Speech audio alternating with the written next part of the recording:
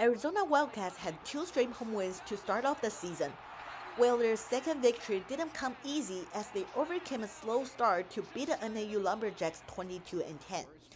Actually, it was arguably one of the worst offensive performances from the Wildcats in recent years, with just 55 passing yards in the first two quarters. Also, they were 0 for 10 on third down and only gained 147 yards before the break. But it was a tale of two halves as Arizona opened the scoring and never looked back. UA rallied from the halftime deficit by outscoring the Lumberjacks 16-0 in the second half. Friday, the Wildcats will hit the road for the first time, taking on Big 12 conference foe Kansas State in a non-conference game. Kansas State also escaped with a 34-27 road victory over Tulane in Week 2. Same as UA, they struggled throughout the first half but turned things around in the second, erasing the double-digit deficit and got a W.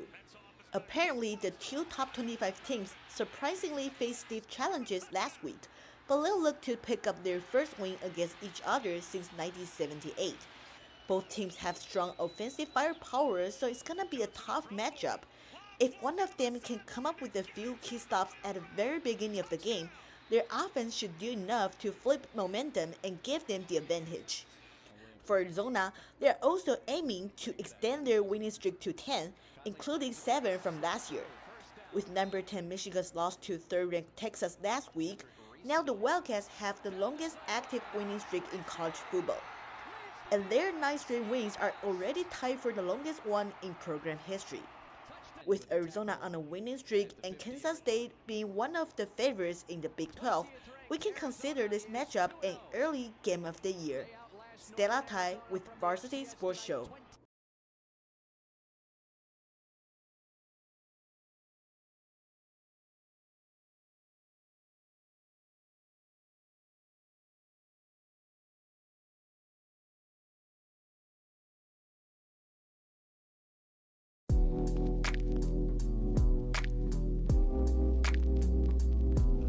What's going on? This is Cooper Holman from the Varsity Sports Show, here to give you a preview between the Northern Arizona Lumberjacks and the Utah Tech Trailblazers. Northern Arizona comes off a 22-10 loss to ranked Arizona, marking their first loss of the season. Despite a low-scoring first half, Northern Arizona found themselves heading to the locker room with a 10-6 lead, but remained scoreless for the rest of the game. Quarterback Ty Pennington performed well in the season opener against the Lincoln Oaklanders, going 8 for 10 passing for over 100 yards and scoring 2 touchdowns.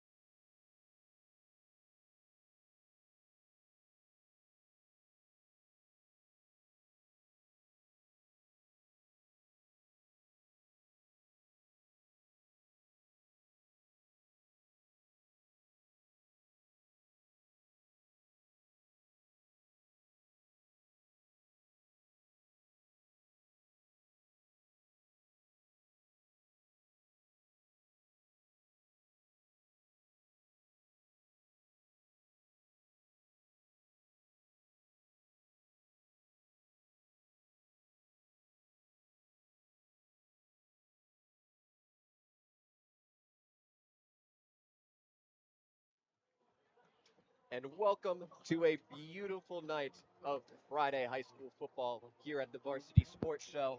The weather is finally cooling down. It is the perfect season for fall football. Welcome to the Mountain View versus Liberty Lion matchup tonight. I am your play-by-play guy, Ian Monhay. Beside me is Roman Martinez. Roman, this is going to be an amazing game. This is the number one ranked team in the Liberty Lions in the entire state, along with the Mountain View Toros, who are number 11 in the state. This should be something that is high power tonight. Yeah, absolutely, Ian. Both teams coming into this one undefeated. Mountain View on the road, looking to get off to a really good start in this one. Liberty with the home field advantage.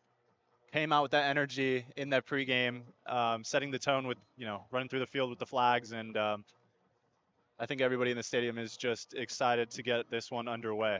With previous games, it just has felt like there has been a different energy with certain games. You could tell that both of these teams really want to make a statement. These are some of the top teams in the state. What are you looking for from both sides that will contribute to them being out on top today? Yeah, well, for the home team, Liberty, I think it's all about getting your star players in those key positions, your tall, big wide receivers, getting them quick touches on this first offensive drive. Obviously, Mountain View kicking off. And on the defensive side for them, making sure that they can secure those tackles and not let any of these star receivers get loose, as we've seen Liberty can do. So that's really what it's all about for this Toro defense. Absolutely. We are seeing all of the bells being rang on both ends of the field, and we are getting ready to get underway here between the Lions and the Toros as we are getting set to kick off. And it's a dribbler right down the field, and that's going to be picked up at around the 15, close to the 20, and out come the Liberty Lions today as we are going to have Mr. Hayden Fletcher coming out to man the offense for their first possession. What are you expecting from Hayden in this game? He's had a couple of games of relatively efficient ball. He's had a long touchdown of 61 at one point earlier in the season. He's had 2 rushing touchdowns. I expect the legs to be a factor in this game. Absolutely, Ian. He's averaging 12.6 yards per play, so that's huge. Absolutely. Get a little motion to the left, and it's going to be a dot. Oh, nope. It's going to be a quick run pass option, and he will be brought down near the 23. That looks like it is going to be Drace Wadlington with the reception there as we come up on a quick second down, and it looks like it's about to be short. Yeah, and there you go with the quick touches to the star wide receiver, 6'4", 175. Great pass. And it looks like they're going real quickly here as we're going to drop back to the right as a quick flat, and he will be out of bounds near the 30 for a Liberty Lions first down there. Yeah, Braxton Wynn with the catch on that one. What did I say? Coming out of the gate really hot, Ian, getting these wide receivers some touches. And these are seniors and sophomores who have playing experience, at the varsity level. So this is nothing new to them. Quick motion to the left, and it looks like it's a fumble. And it looks like the quarterback just landed right on top of it. Just a little bit of a miscommunication there. It happens. There is some slippery hands that can come out there with some of the players out there. Yeah, in the hurry-up offense, I think a little bit of nerves here, playing against maybe a more structured, suitable defense. Great first 2 plays, and, I think Liberty's happy to see that they fell on top of that one. Absolutely. It looks like we are coming up on second and long here, second and 12, as we get a quick motion by number 17. And it looks like a play action, looking right, and it's a nice catch right on the sideline. Yeah, absolute dot. First 4 or 5 plays here, straight passes, no runs as of yet. And it's paying off for the home team. Going real quickly, that's the main storyline that I'm going to keep an eye on for Liberty. They are playing at a fast-paced offense, trying to tire out the defense when a lot of these guys end up going out on offense as well. And it looks like it's going to be a quick dive right up the middle. And it looks like it's going to be a little short gain, not a lot to go off of. Looks like about a 2-3 yard gain as we come up on second and medium here. Yeah, and you just saw the quarterback there, Fletcher, really seasoned veteran, senior quarterback, Right. telling his team to just calm it down a little bit. As we get another motion out right, a play action feed. And he is going long for a streak. And that is caught. Touchdown Lions by Braxton Wynn. Great pass and throw, leaving the defender on an island, streak all the way up the sideline. There you go with Fletcher and Wynn connection. This is nothing new to them. Wynn already targeted 2-3 times on this first drive, and he ends up getting the ball for the touchdown. Wow, what a pass. Yeah, just looked like a little bit of a breakdown there defensively. It looked like the cornerback fell right before the pass was thrown, and it just led to a weird defensive breakdown where he was wide open. As Carson Dombrowski is up for the extra points, and it is good. It is 7-0 Liberty Lions. And now with the Mountain View Toros coming up here, they got to come out with a huge punch early as well. They got punched in the mouth early. How do you expect them to respond? Yeah, I mean, if you're a coach, you can't be impressed by that one-on-one defeat. You want to win those one-on-one battles, especially when you're on the road, away from home. I'm expecting the Toros to come out here very strong and put together some sort of drive with positive points, just to respond and not take that one up the gut.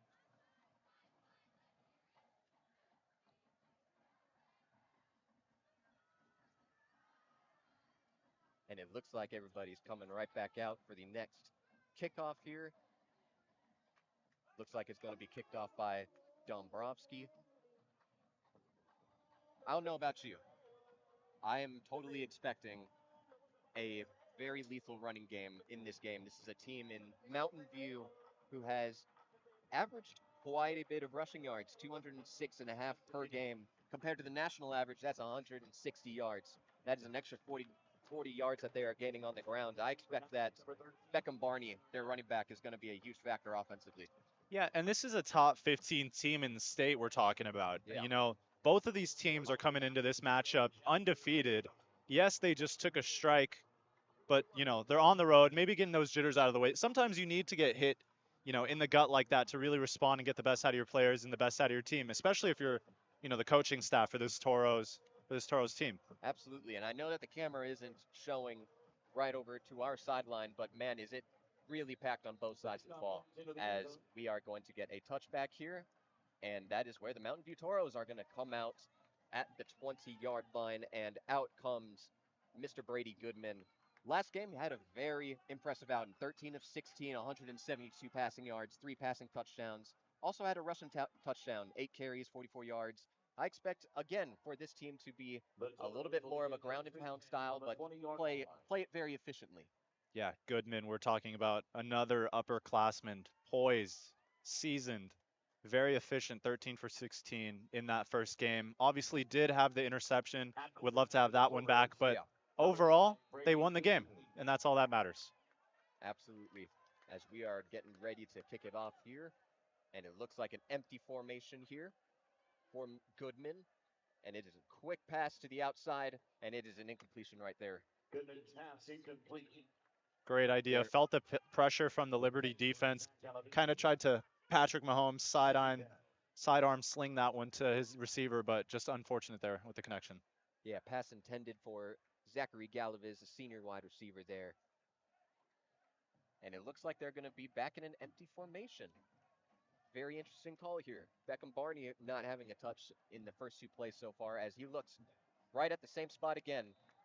Caught by number 2, Mikey Sumko. This was a receiver last game that didn't have a reception. I'm not sure if he played or not, but this is a guy that had 5 catches, for 73 yards. Look for him to be a factor in this game. Looks like both of these teams utilizing their big body receivers, 6'2", 175. Impressive frame. And a flag looks like it's coming out here. We'll wait on the call here. It looks like a false start call by Mountain View. And that'll put him back again at 3rd and 9 here.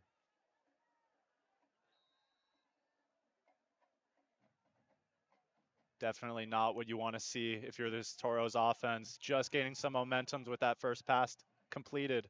Now a 3rd and long. That's 2 little motions by the run back and the receiver, and it looks like it's going to be a run up the middle, up for a couple of yards, but it does not look like that'll be a first down right there. It'll be 4th and short here for the Toros as they are getting ready to punt it away, it looks like. Some deception there, passed on their first 3 plays, obviously having the flag and then deciding to run on the 3rd down. Interesting choice of play call from the head coach here.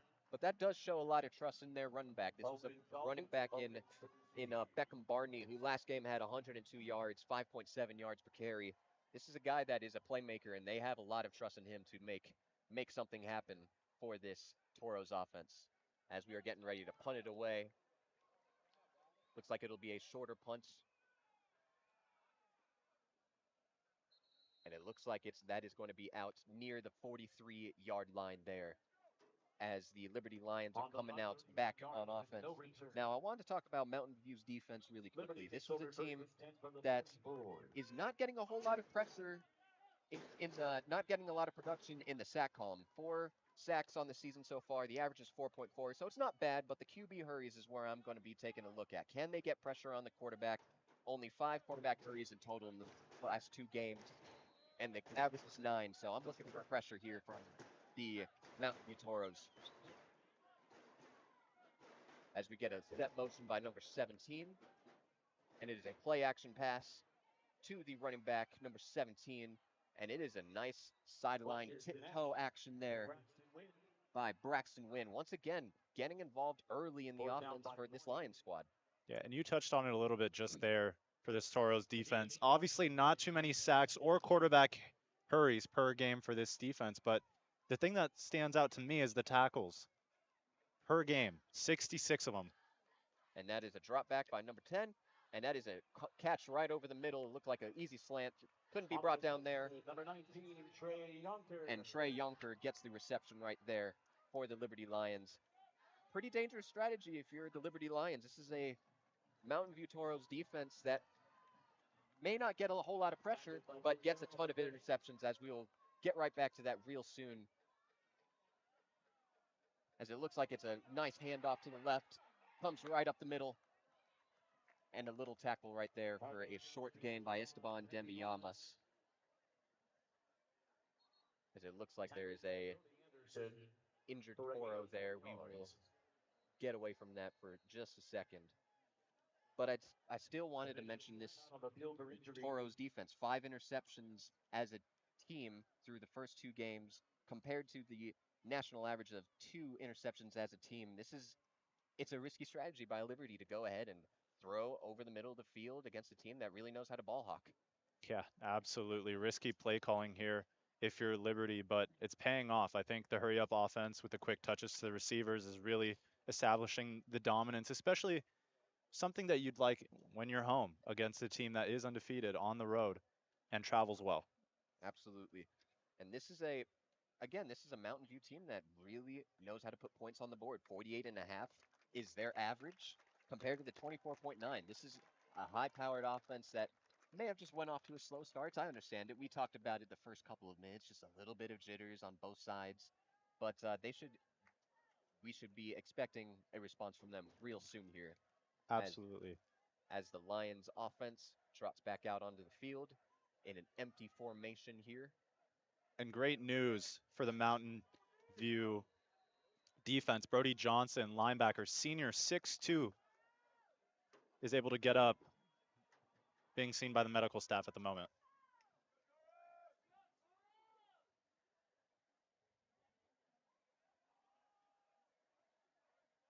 Getting ready to snap it, and it is another little sweep right over to their running back, number 14. That is Mr. Esteban Dembeyamas for another short gain is right there. Tackled by Rain Curiel. He has been really productive in the tackle department this entire season, really making a name for himself there on the defensive side. And here we go, a 3rd and short for Liberty. Mountain View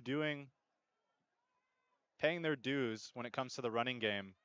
Can they stop the passing game in this empty formation? And another empty formation as number 19 motions out, and it is a quick one, and it is almost intercepted, but it is a catch by the Mountain View Toros, by the Liberty Lions, my apologies, for a quick first down. Yeah, Ian, and he almost got there with the interception. Quarterback Hayden Fletcher putting just enough finesse and enough touch on that one to get out to his wide receiver, Trey Younker, for the first down. And here we go in the red zone. Again, it is looking like a 3 running back formation, 2 right beside him, 1 behind him, as that looks like it is going to number 14 as well, and it is going to be stopped short real quickly there again by Esteban Dembeyamas. Tough running by Esteban. But again, like the instincts that these quarterbacks have, it looks like it's instincts that are taught through preparation. It doesn't. Absolutely. Some of it is natural, but some of it is also taught, and you can tell that they are prepared for every quick pass that's going to be coming their way going forward. As running back motions out to the right, Fletcher over the middle, caught for a touchdown by Drace Washington. Quick touchdown. Great pass by Fletcher on the slant to Wadlington. Both senior connection. Wadlington, 6'4", 175. On an island, one-on-one, cutting to the inside. Toro defense is not stopping that one. And it looks like they are going to be going to 2 here. As everybody else motions everywhere. It is an empty formation. And it looks like that was going to be an illegal formation. I feel like I've seen that a couple of times before in NFL games, and that's usually been, oh wow, this is an offsides on the defense. Now the question is, do they go for 2 once more? Looks like the field goal unit is coming out onto the field, Ian. Most likely opting for that extra PAT. Was that the strategy all along? Well, they got the extra yards from the offside call on the defense, and so a shorter kick. Shorter kick.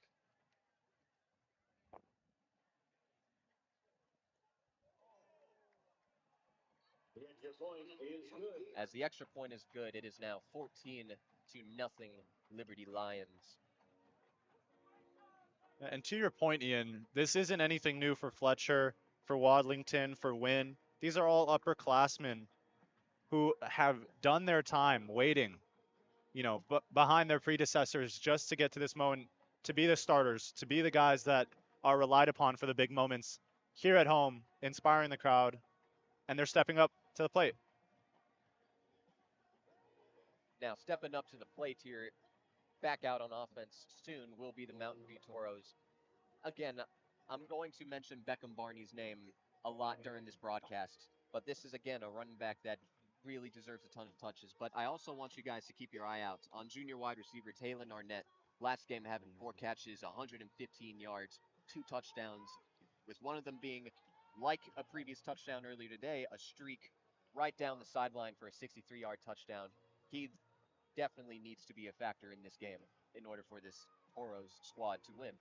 Absolutely. The junior is talented. I mean, over 115 yards for only 4 touches. That's ridiculous. On the season, 11 catches, 192 yards, about 17 and a half per catch. He is one of the best deep threats on this squad, and we need to see that deep ball being implemented a little bit more into this game plan, because it does seem like they can do that against a Lions defense that I believe has 0 interceptions on the season. We are getting set to kick off here once more. Once again, it is 14-0 with 6 minutes and 27 seconds left out on the clock here.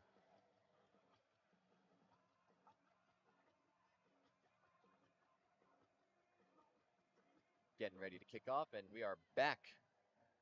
And it's another deep kick straight into the end zone for a touchback. Trotting back out is the Mountain View Toros offense.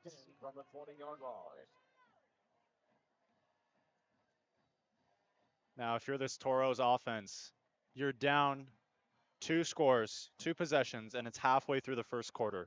What do you do to respond? You put it in the hands of your best players, at least the ones that are statistically the best players. You look at Arnett, you look at You look at Brady Goodman, you look at Beckham Barney, you try to get those guys involved in this game real quick. You do not want this to get out of hand.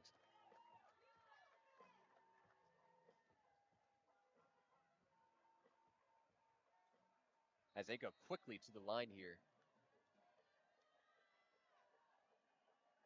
And he goes right under center now. And that is handed off to the hands of Beckham Barney, and it looks like it's going to be maybe a yard, but maybe stopped at that line as well. Really good defense there by the Lions. Yeah, the rush not going the Toros' way. Seemed like he almost lost control of the ball on that handoff. Second down now. It'll be a 2nd and 12. He actually lost 2 yards on the play. As Goodman gets it right under center, and he hands it off right back to Beckham Barney, cuts it outside. Beckham Barney, the ball carrier. And that is a short rush right there to make it another 3rd and long. Did the ball come out? And it looks like Lions are trying to signal that it's Lions' ball. But it does not seem like it is going to be their ball. Brandon Carday right onto the tackle there, making the play. Now, that was a nice 9-yard rush. It is 3rd and 3 now, 3rd and short. What do you opt for in this play? Well, if you're the Lions, you want to stop here, continue your streak of scoring. If you're the Toros, you need this first down. And he is right down the sideline, and that is a nice catch for a first down.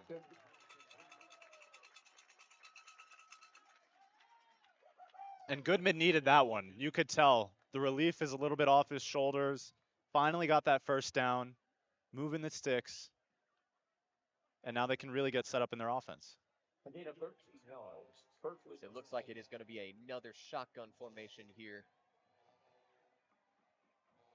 And it looks like it's going to be a quick handoff to number 3. And it looks like it's not going to go for much of a gain there. Dominic Gerard there. Brody Johnson, and Eli Ruderman. Jaden Lewis, senior DB with the tackle. Yeah, Brody Johnson on the play there as well. As it'll be another 2nd and long here, 2nd and 10. Quick motion out by number 15. And it looks like that was a false start. Penalty marker down. Just a tough penalty right there in a critical situation where you have to begin moving and driving the ball down the field. Just another simple mistake there that will be remedied later on. Simple but costly mistakes. You get the first down, move the sticks, and now you're pushed back and forced to, in your own territory, to do it again. 2nd and long here now.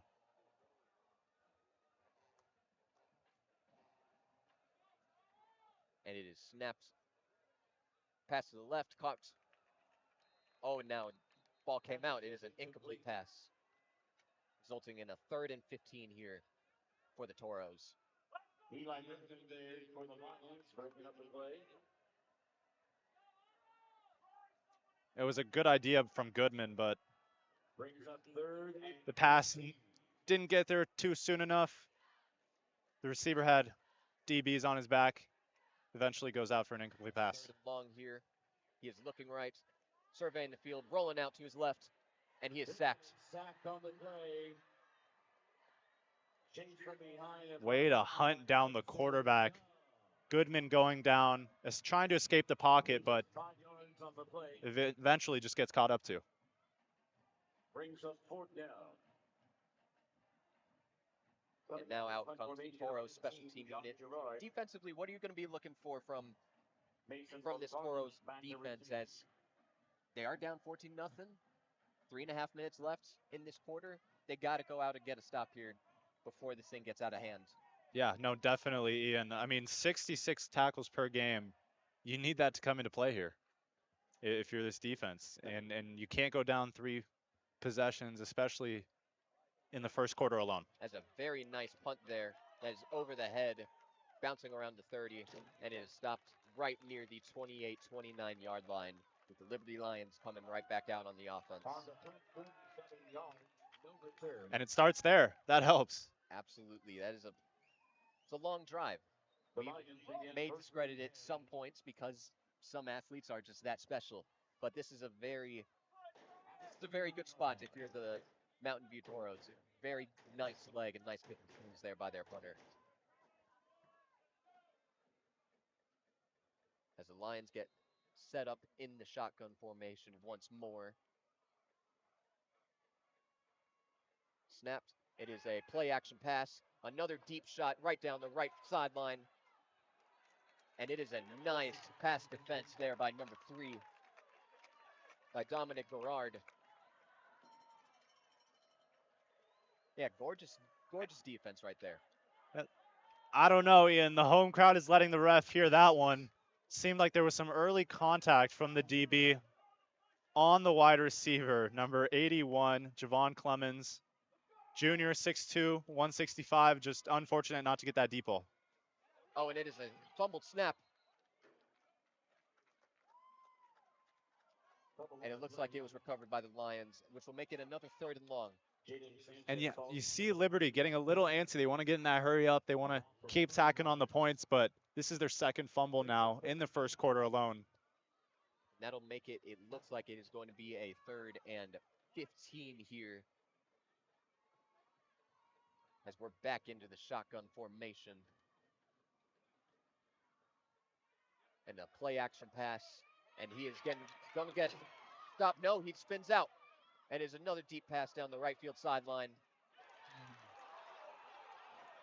And a penalty marker comes out. A very passionate Toro fan base disagreeing with the call there. And I don't know about that one, Ian. Seems to me that the ref missed the one before and made it up on Nuttall's attempt to catch the ball from Fletcher.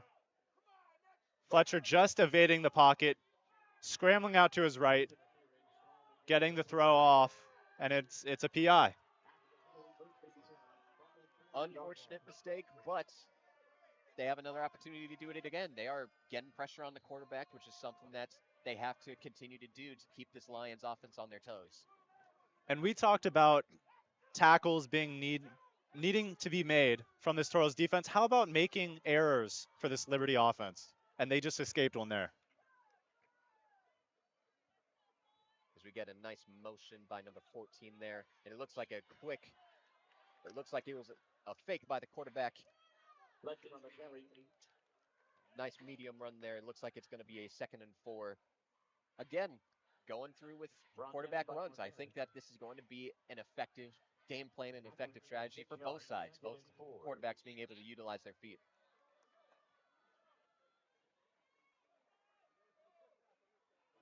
As a quick run pass option, caught right up the middle, and will be tackled by the 20, right around the 20.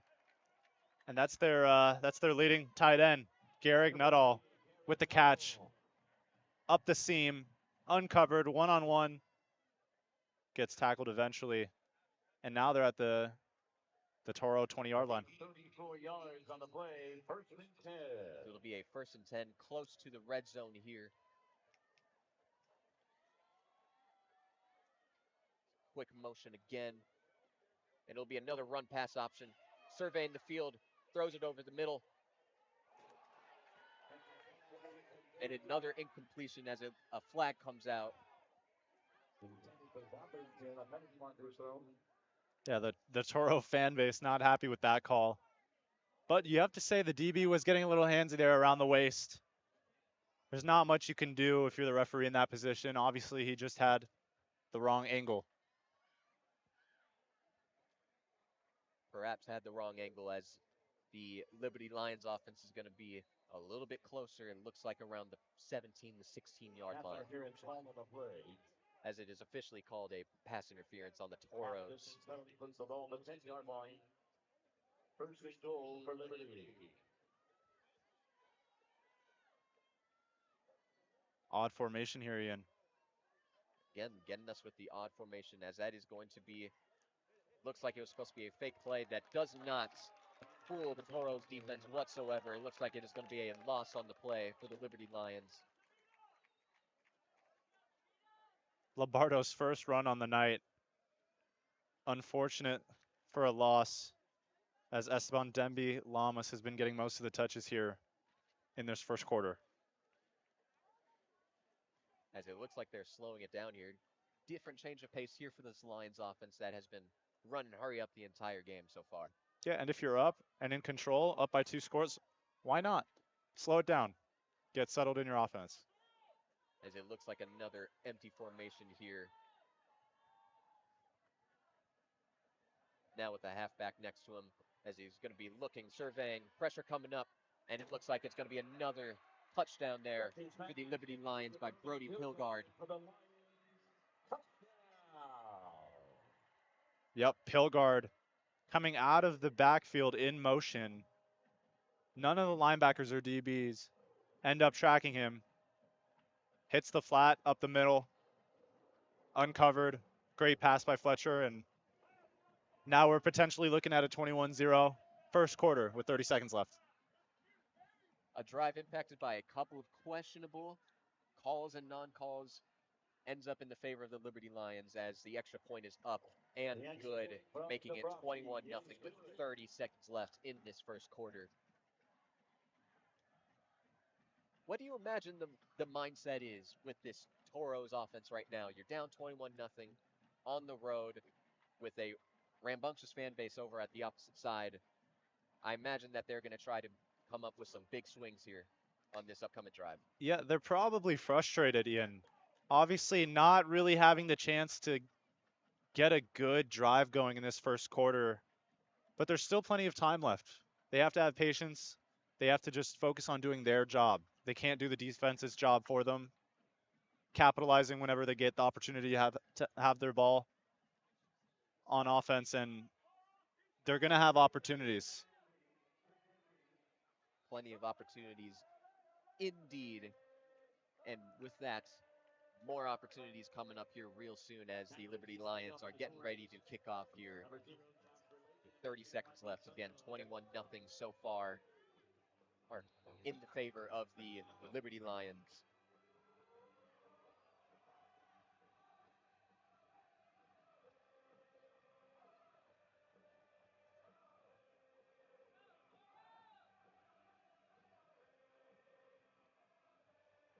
Getting ready to kick off here, and we are back at it.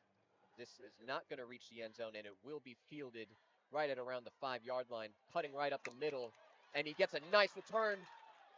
Tackled close to the 40-yard line, maybe the 39-yard line. Very great return there by the return man here.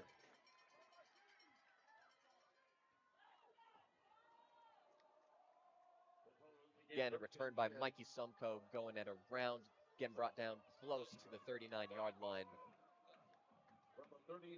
Yeah, shifty return there, Ian.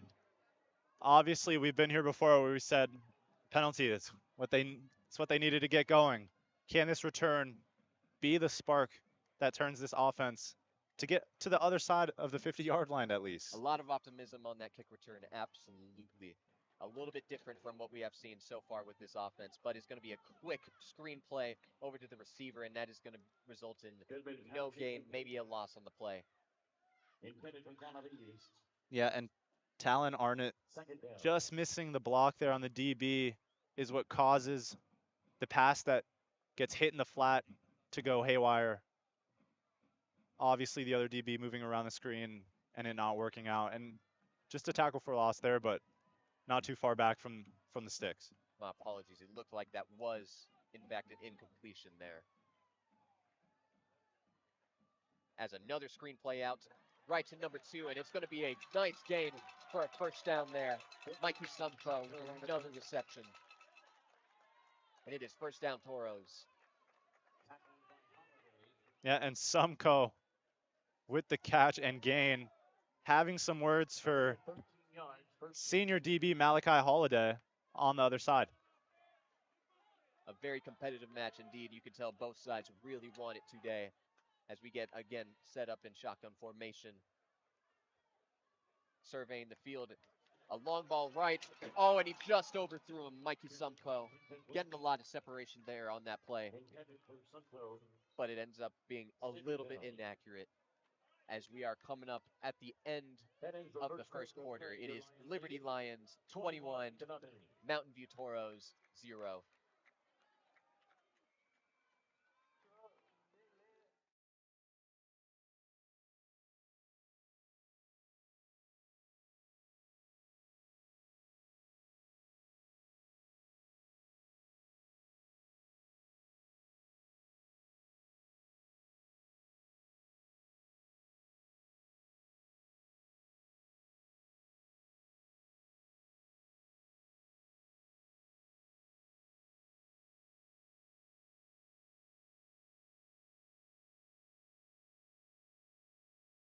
Hello everyone, this is Saleh Awad with the Varsity Sports Show, and I want to thank you all for tuning in. With the high school football season officially underway and teams having played a couple games already, I will be looking at the current top 3 ranked 4A teams in the state and how their season has gone thus far. Currently ranked number 1 in the 4A according to Max Preps are the Eastmark Firebirds. Eastmark opened its season with a 12-3 victory against Canyon de la Oro, followed by a 2-0 loss to the Combs Coyotes. After winning the 3A championship in 2023 and being brought up to the 4A, they will look to get back on track in the conference. And we are live back in Peoria at the Liberty Lions Stadium. Again, this is the Liberty Lions up 21-0 against the Mountain View Toros as the Toros have the ball coming up after a nice first down play over to Sumco. Drop back, surveying the field, and he gets sacked. And it looks like he may have lost the ball. Are they going to rule him down? Goodman is sacked on the play by Lejay Salas. And it looks like the refs are having a discussion. What a devastating blow that would be if the Lions did, in fact, force a fumble and recover it.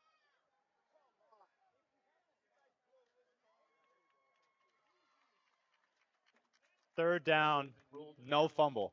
No fumble.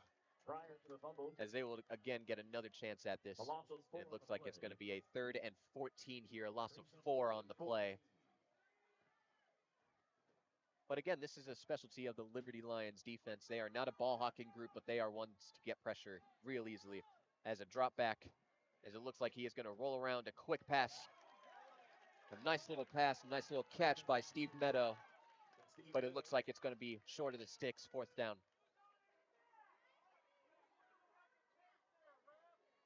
Big 4th down here. And it looks like they're going to go for it here on a 4th and long. I like this play. I like the strategy. You got to get yourself some momentum, get some points up onto the board. Even if it is not points, just get yourself a little momentum, go further down the field. And let's see if they snap it, or will they do a hard count? Get this Liberty defense to jump offside. Oh. Oh. Looks like there's a little bit of movement. There was a jump there. As the Toros fans are restless right next to me. And it is going to be snapped, and it is a quick pressure. And he escapes the pocket. He's going to run for it. But it does look like he's going to be short. Nice evasion of the sack, but regardless is a turnover on downs, giving the Liberty Lions another opportunity to go down the field and score a touchdown. Yeah, Goodman doing a really good job there of evading the collapsing pocket, avoiding the sack, gaining positive yards, just a few yards short of the first down. But if you're this Toro coaching staff, you cannot be disappointed with that effort. And, you know, the refs did miss a jumpy offside there. Just a little bit of a jump there as we are getting set here for the Liberty Lions out. And it's going to be a handoff right up the middle that is getting powered. Very nice power play right there by the Lions offense.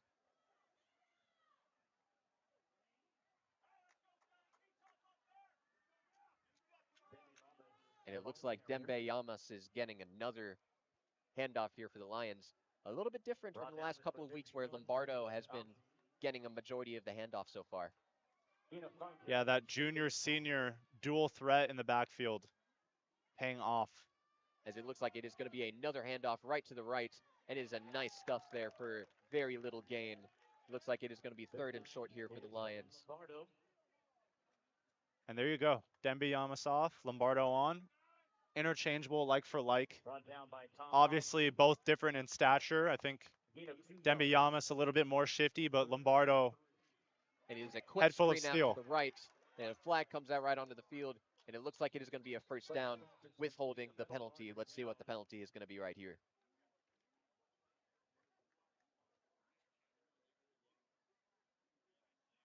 Nettle on the reception.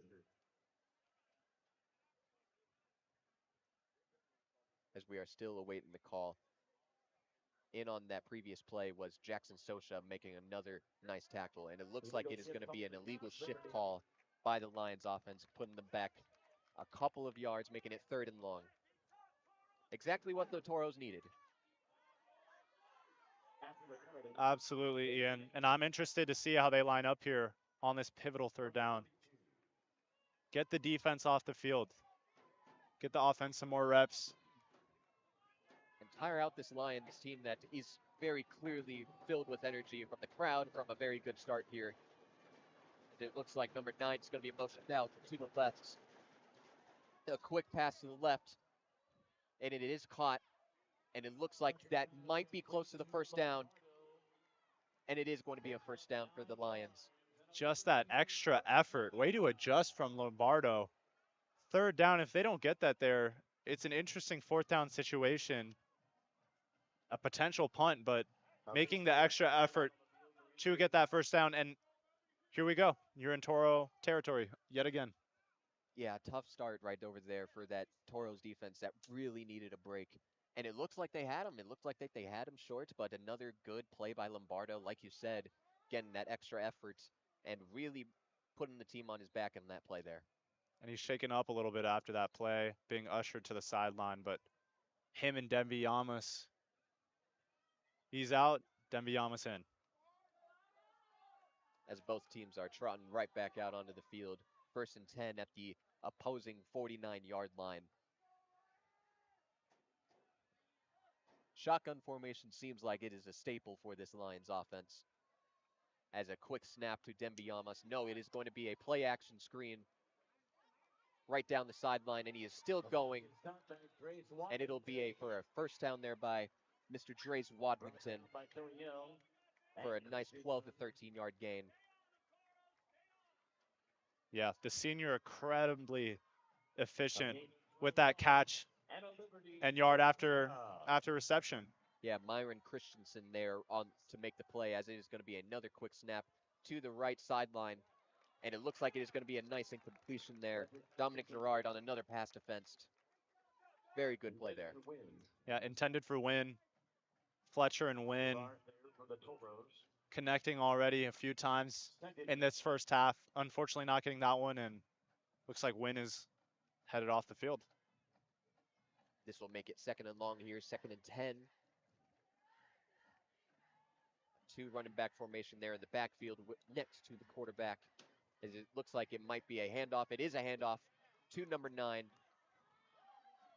And he gets wrapped up for very little gain. It looks like a short 3-yard gain, making it another 3rd and long. A good stop there again as well. Toro's defensive intensity really picking up here. Yeah, pivotal. And did I say Lombardo was shaken up? Because he just ran 3 to 4 yards with the defender around his hip like it was nothing. But here we go for this Toros defense. 3rd and manageable for them, as long as they can get it just to this 4th down, and it makes things a little bit interesting. Yeah, pivotal 3rd down as number 0 rotates right out to the left. Quarterback rolling out, and he is going to run, and it looks like it might be close. Hayden Fletcher keeps it himself around the left side. I think he got it, Ian. No official word yet. And it looks like it just might be short. 4th and a yard. Pivotal stop here. If you're the Toros defense, you have to get this defense off the field, get that offense off the field. As this Toros crowd is firing it up right now. As it looks like there may be a timeout here. Yeah, just this Liberty home side taking a timeout, weighing their options. Do they want to leave their offense on the field?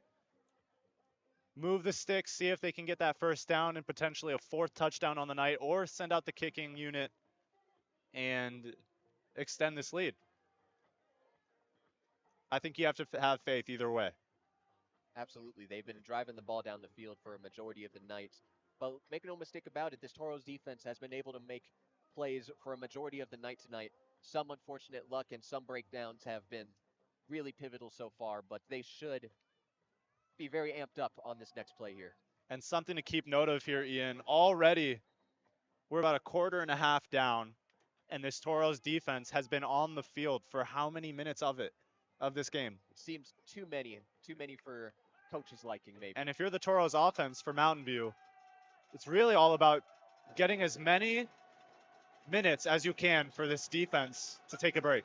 Toros crowd's fired up right now, and it looks like he lost the ball. And whether or not it was recovered, it is a defensive stop there by the Toros. Jasper Lake potentially making the play there. And the away crowd is livid right now. Showing their spirit.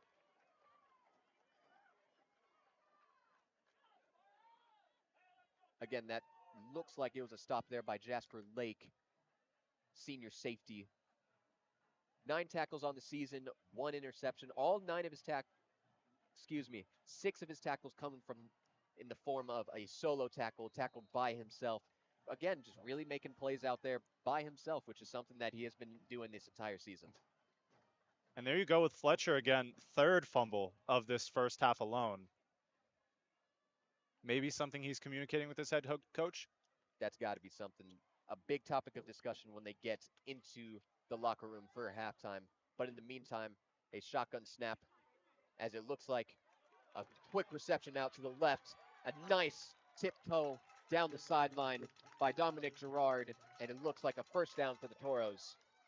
Yeah, great burst of speed from Gerard, catching it in the flat, taking the defender one-on-one up the sideline, and ultimately getting that first down. This is what, the 3rd first down that Mountain View has gotten all game? Regardless, it is a big first down there, really trying to push the ball down the field. As it's going to be another quick pass. It looks like a screen right out, making a couple of men miss for a quick short gain there. Steve Meadow on the catch there. Getting the ball in your playmaker's hands. That's the name of the game. Big point of emphasis by this squad so far. And they're in desperation mode. They are passing it a whole lot more frequently than they have in the past. But it looks like it is turning out to be a very good and productive thing so far on this drive. Takes the snap, and he is going to take a nice lane right up the middle. Slides down near the 45 for a first down. Goodman with another rush, using his legs to evade the pressure, and gets them a nice first down. And great intuition there from Goodman, evading the pocket before it collapsed, making the right decision, and looks like this one's going to be taken back, Ian. Yeah, it looks like it was a holding call against Mountain View. Tough break there. Looked like a very good play regardless. But that should be the main point for this offense. Get them a little bit extended outside, make them extend the play, and make their quarterback make some plays with his legs and with his arm. As we get a quick motion out to the right by Taylor Arnett. As a quick, and it looks like a nice run pass option, and he misses the tackle, and he is turning on the Jets, going down the sideline. Oh, and he looks like he lost it. No, he did not, in fact, lose it. Nice return there by Steve Meadow. Nice quick reception back into the red zone. Great pass and great catch by Arnett. Taking it inside the 20-yard line. This is the deepest Mountain View has been inside Liberty's red zone. Could feel a little bit more monkeys coming off of their back as it's going to be a handoff right up the middle. He tries to bounce it outside, and it looks like it might be a loss for a play, if not back at the line of scrimmage. Yeah, and you saw what Gerard was trying to do there. Readjust after that first initial read off the handoff, and just a slight tackle for loss. Regardless, you have to be proud of this Toros offense, getting it down the field, getting through all of this adversity. tough deficit here, but it looks like they are going to evade some of it here as number 27 motions out to the right. It is going to be a shotgun pass, quick snap right back out to Meadow again, and he is breaking tackles. Looks like it's going to be a third and medium here for the Toros. Steve Meadow again on the catch. There for the Lions. And there they go with that screen again. Official timeout on the field. It looks like another injured Lions player. We will cut away from that real quickly. Again, Steve Meadow making a name for himself, getting away from the leading receiver in Taylor Arnett, and Meadow is really making a name for himself here in this first half. Absolutely, Ian. And here we have the Liberty defender injured. I wonder how this plays into Mountain View's offense, their momentum, and the next sequencing of their plays. You're inside the 10-yard line, and you just had this momentum, and now an injury occurs. How do you adjust? How can you keep this going, and how can you find a way to get some points on the board here? The adrenaline is rushing with this Toros offense here. When you have big stops like how they did on that fourth down play on their last defensive possession, that is going to turn the energy a little bit towards the opposite way. And you can sense a little bit of a shift and a little bit more of an excitement from being shifted from the Lions fans over here near the Mountain View side.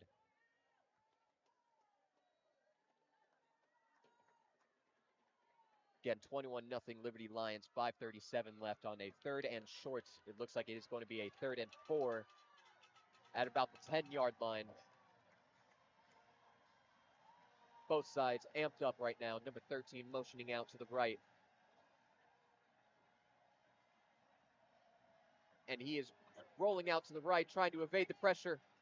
And it looks like he's going to be sacked.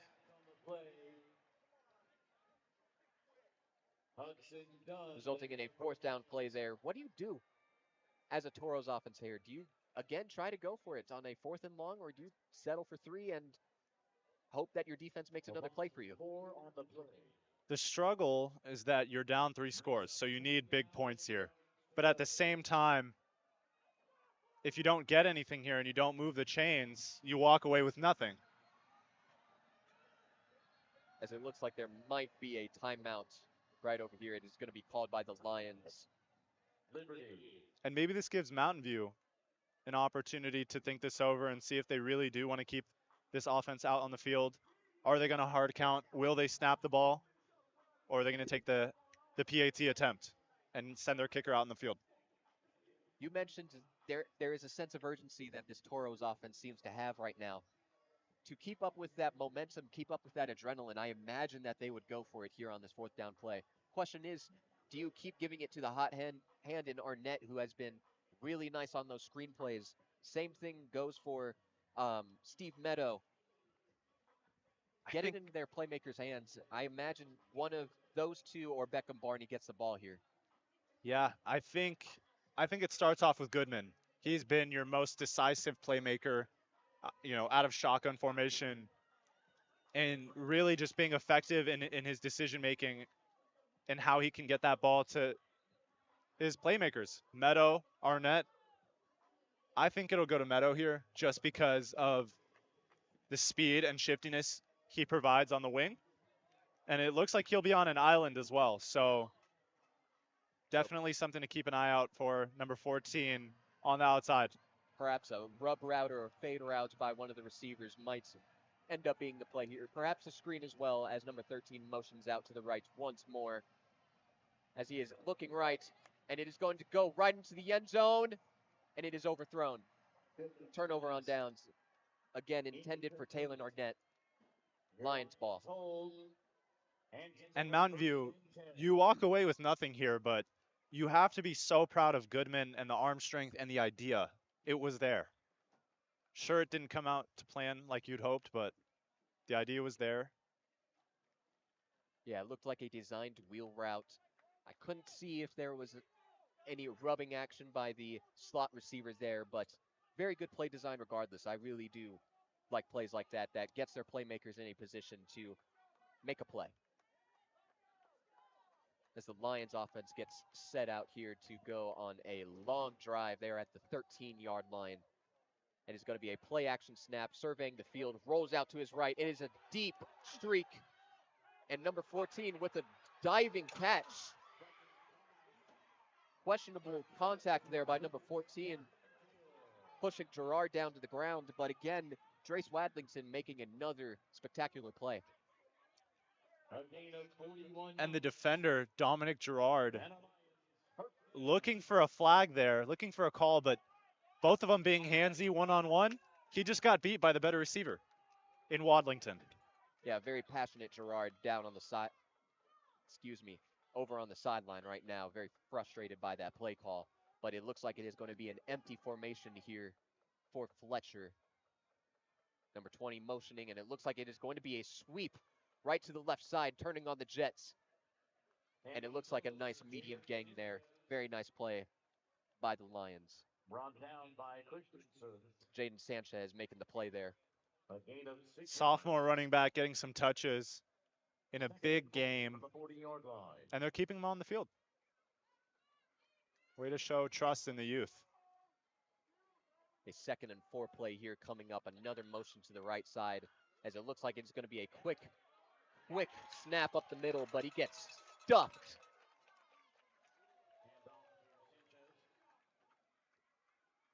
Very nice defensive stop there. Again, pressure right up the middle. Again, making the running back have no choice but to go backwards. Great read. Can we just give some credit to this defensive line of the Toros? Yeah. That was a huge, huge 2nd down stop. Let's see what they can do here. Again, only a 1-yard loss on the play there, but it does result in a 3rd and 5, a pivotal 3rd and 5, as another motion out to the right. Takes a snap, surveying the field, rolling right, and he looks like he is going to heave it down the end zone, and it looks like it's going to be out of bounds, overthrown. Tough play to make there if you're Fletcher, but a very nice defensive stand there regardless. Yeah. Looked like it was intended for Braxton Wynn once more. Yeah, Wynn, he had him. Fletcher just overthrew him. A little bit out of bounds on the sideline, but now it's 4th down. And it looks like Liberty's staying on the field. Interesting call here. Trying to take back the momentum that they had lost previously by some very nice defensive and offensive plays here by the Toros. But again, back to the shotgun formation here for the Toros. Toros fans riled up right now. Another motion to the right.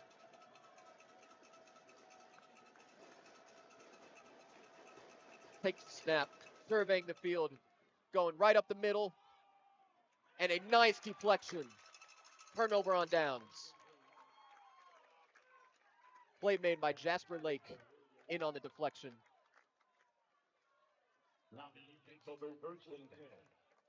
Connor Williams, the junior, up the seam in the slot, just hitting a post route.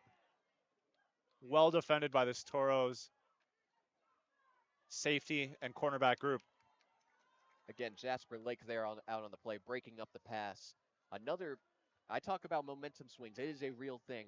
And it just seems to be flip-flopping back and forth these last couple of possessions. And it's certainly, the energy is coming back towards the Toro side. Absolutely. And Gerard on that last sequence, very frustrated. Now on the field for the offense, in motion here. As he takes the snap, Goodman surveying the field, going down the right sideline. A beautiful pass and a beautiful catch. Mikey Sumko again with another amazing catch. Right down in Lions territory. We've been talking about Meadow all game. How about Mikey Sumko? Not only on kickoff returns, but man, what a catch. And what a response to the hit from the DB and safety. Could have been called for targeting there. As another quick screen there, broken up on the play. Looks like it was intended for Meadow. No flag on the play. Yeah, and that was a great idea. I think the blocking there just needs to be a little bit better from Arnett. So Meadow can get some space and just really get that screen off. And that will result in a 2nd and long again, really trying to get the screen game going. Very big point of emphasis in this game to try to get into the quick game, get their playmakers in space to make big plays.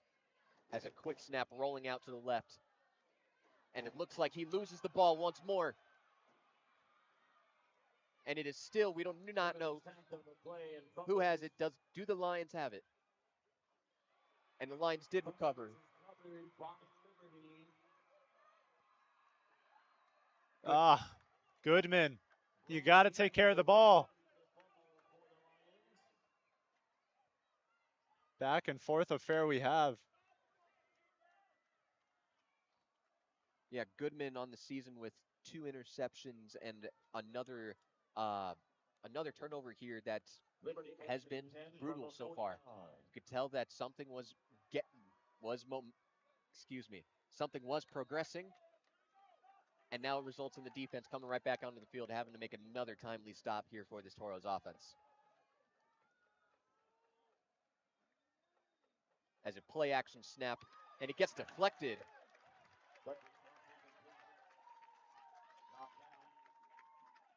Ryan Kirk on the play, nice deflection.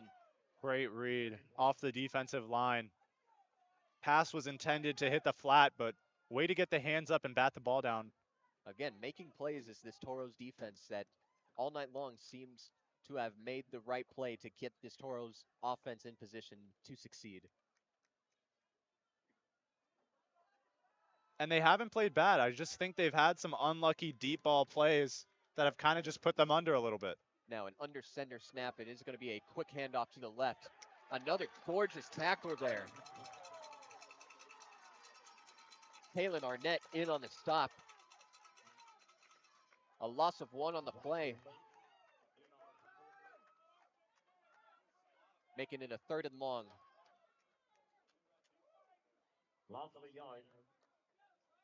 Great read and great tackle. A lot of these names that we're calling out, Gerard, Arnett, playing both sides of the ball, not getting tired, putting in effort to give their team a chance. Those are the guys that really want it right now as we are in a shotgun snap, 3rd and long. He's rolling out right. It is right down the middle. And it looks like he is going to be short. Oh, and questionably, they ruled a 1st down. Toros fans livid right now.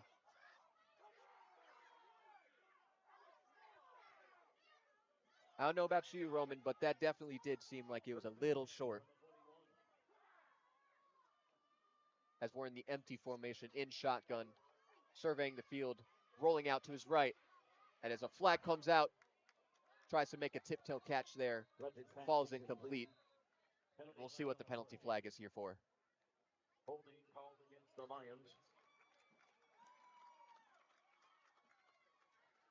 Now a quick holding call against the Lions there.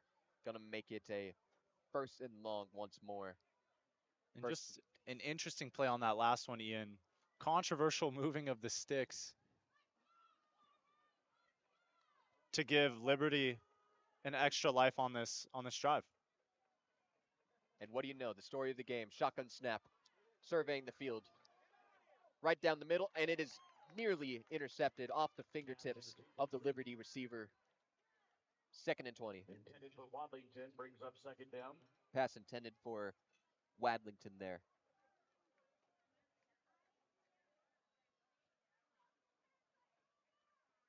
Gerard keeping his bases covered on that one. Wadlington obviously missing the catch, but Gerard giving a push just for extra measure, ensuring that he didn't come down with that one.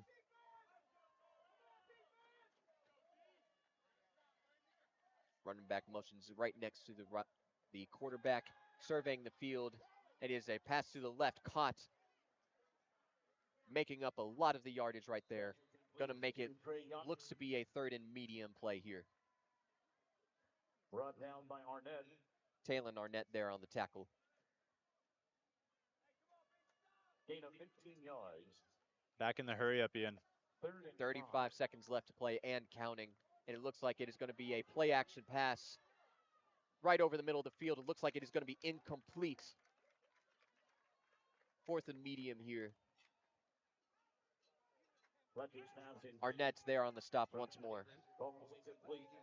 And for Mountain View, 29 seconds left in this first half. I think it's just about escaping the half without conceding any points, whether that's on a field goal here or it looks like they're going to keep Fletcher and this dynamic offense out on the field. So It looks like another empty formation, no safeties back. Everybody is near the line of scrimmage. And it looks like the play is being blown dead. Timeout Lions. Liberty. and that's Liberty's third and final timeout of this first half. Interesting choice there. Maybe they wanted to debate keeping that offense out on the field or just taking the easy points. In field goal range, but could be a little bit long. I do envision that being a little bit long. But a Toros defense, again, continuing to make plays, continuing to get stops, and drawing penalties. That's another aspect of this game so far, at least in this second quarter, that has swung the momentum a little bit in favor of this Toros defense.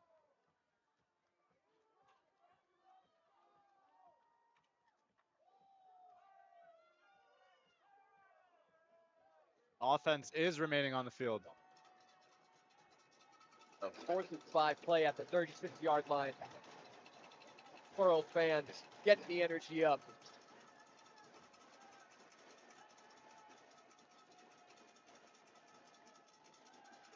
Cowbell's going crazy right now. And it looks like it was going to be a punt. Looks like it's going to be inside the 10.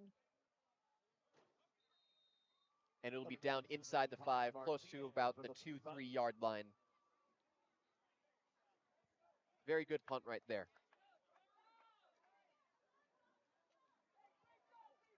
"16 seconds left, Ian. I think it's just about, again, escaping without conceding any points. Last thing you want to do is let up a safety here, especially if you're Goodman and this offense who've worked so hard to keep their heads above water in this first half.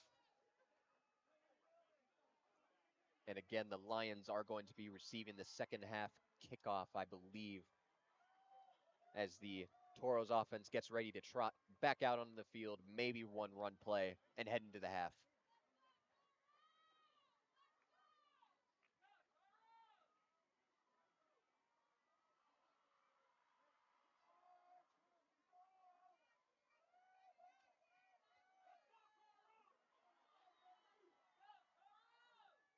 Goodman under center, pushing right up the gut for a nice gain of about 5 yards, making it a 2nd and medium.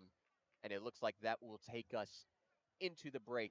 It is Liberty Lions 21, Mountain View Toros 0. When we come back, we will have more reports from our reporters Paisley, and we will be right back in the next couple of minutes. Stay tuned.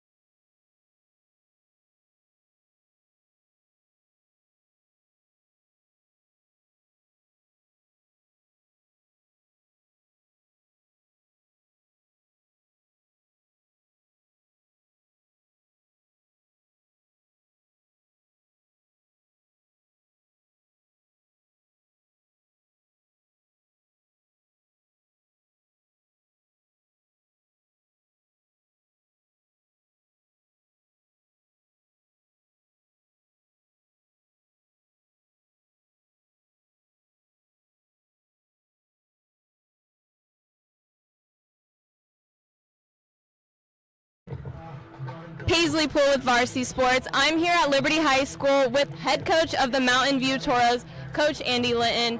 Coach, you are facing the 2023 Open Division high school football team, Liberty, tonight. What can we expect to see on your side of the field? You know, we want to play fast. You know, so you're going to see us try to move and try to cause chaos just like they're trying to do to us. And you know, I think that we're up for the challenge. And you are both 2-0 right now. Are we going to see a battle tonight? Yeah, that's the plan. You're going to see a 2-0 battle, East versus West here, and it's going to be a lot of fun. Good luck, Coach. Thank you. I appreciate it. Thanks, Hazy. See ya. See ya after.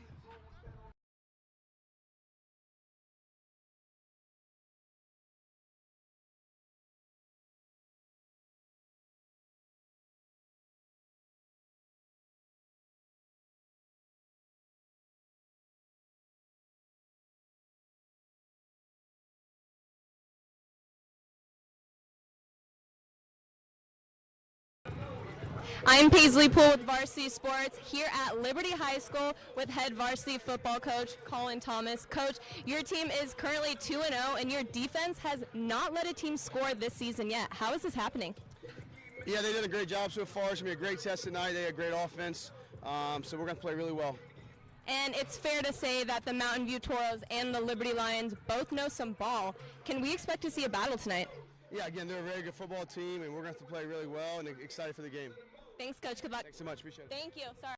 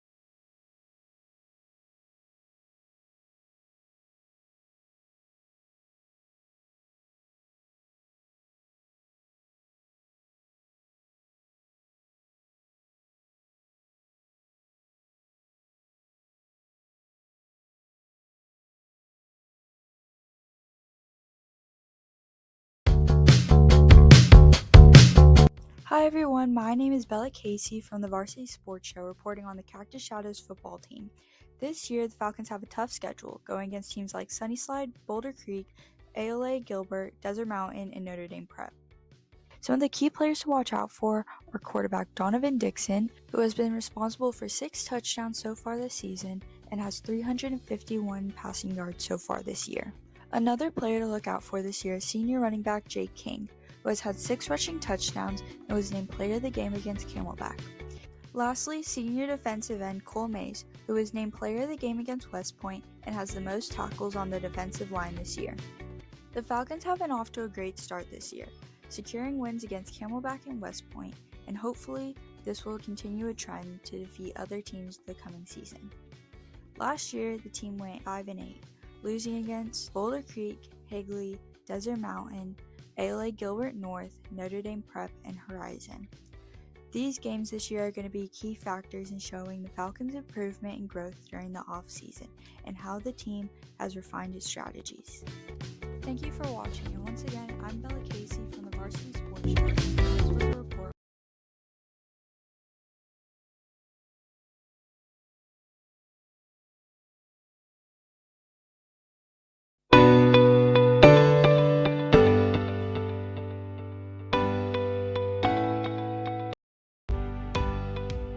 Arizona 3A football is well underway as we are now into week 4 of the season for most of these teams.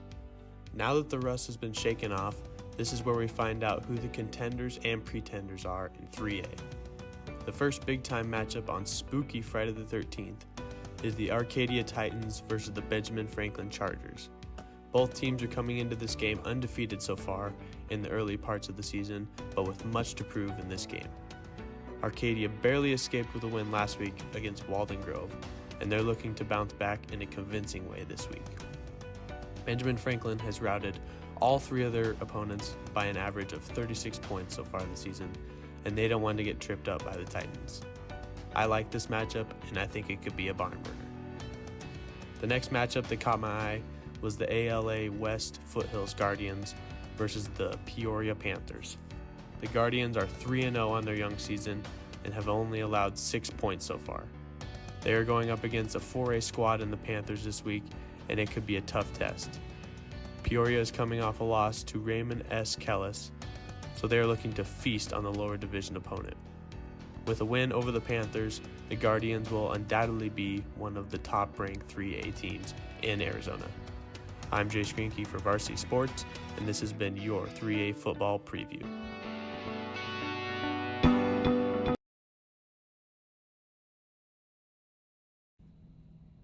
I'm Jesse Davis from the Walter Cronkite School of Journalism and Mass Communication at Arizona State University, reporting for the Varsity Sports Show.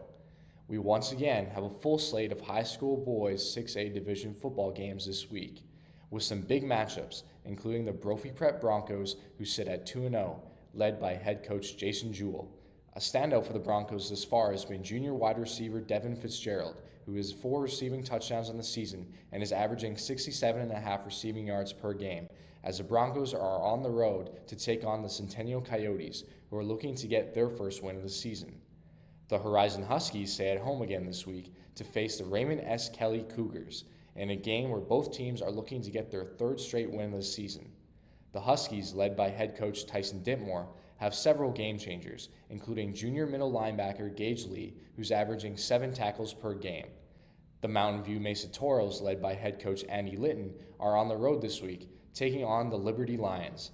The Toros offense will look to get things going early on the arm of junior quarterback Brady Goodman, who in 2 games this season has completed 28 of 32 attempts for 380 yards and 4 touchdowns.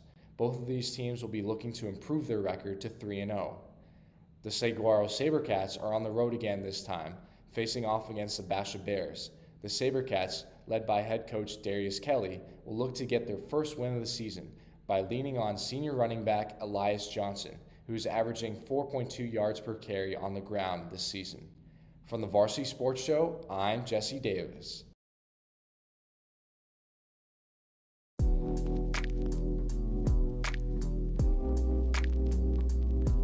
What's going on? This is Cooper Holman from the Varsity Sports Show, here to give you a preview between the Northern Arizona Lumberjacks and the Utah Tech Trail Blazers. Northern Arizona comes off a 22-10 loss to ranked Arizona, marking their first loss of the season. Despite a low-scoring first half, Northern Arizona found themselves heading into the locker room with a 10-6 lead, but remained scoreless for the rest of the game. Quarterback Ty Pennington performed well in the season opener against the Lincoln Oaklanders, going 8 for 10 passing for over 100 yards and scoring 2 touchdowns. But in the matchup against Arizona, we did not see a lot of the same, as the Northern Arizona offense struggled as a whole, and quarterback Ty Pennington, he failed to score a touchdown. NAU's defense has been lights out to start the season, and defensive back Alex McLaughlin is a huge reason why. With 18 tackles and a sack to begin the season, look for McLaughlin to be flying around in the secondary. On the other side, Utah Tech is seeking their second ever win against a Big Sky opponent. Their only win came against Northern Arizona last season in a 50-36 win on the road. This season, the Lumberjacks will head to St. George for their matchup, and maybe a little revenge from last season's defeat. Utah Tech's last outing wasn't particularly close, as they lost to the UNLV Rebels in a 72-14 affair. Utah Tech is looking to play a more competitive game against a team they beat before. Players to look out for on Utah Tech's side would be quarterback Deacon Hill, the redshirt junior who threw for a season-high 188 yards and 2 touchdowns in the matchup against UNLV. And on the defensive side, linebacker Spencer Rich, who led the defense with 12 tackles in last week's game. Northern Arizona will look to get back into the win column on Saturday night and secure the revenge win against Utah Tech. This has been Cooper Holman from the Varsity Sports Show, giving you a preview to the Northern Arizona matchup against Utah Tech. See you guys next time. Hello everyone, I am Mason Byers, a student at Arizona State University, and today I'm reporting for the Varsity Sports Show. Today I wanted to talk about some of the key matchups that we have in Arizona high school football this week, more specifically the 5A conference. We have a couple of key matchups that I think y'all should look out for and what the outcomes mean for both teams. Today I'm going to be talking about how Poston View, the Broncos, are hosting the Campo Verde Coyotes in week 3. Both teams started their season with a 1-1 record, and both teams are looking to improve to be over 500. The Broncos and the Coyotes both started their season 0-1, but in week 2 they both got a win over their opponents. This is a huge game for both of these teams, as it is early in the season and they do not want to fall behind in the 5A conference. If the Coyotes move to 2-1, that is a great start for their season as they are on a 2-game winning streak. Is the Higley Knights going into the Marana Tigers territory in order to face off against each other? This is going to be a huge game in the 5A conference. Marana Tigers stand at 2-0 and are trying to prove to people that they are a legit contender for the state championship this year. With a win over the back-to-back defending champions, Higley Knights, that would do so and people would start fearing them.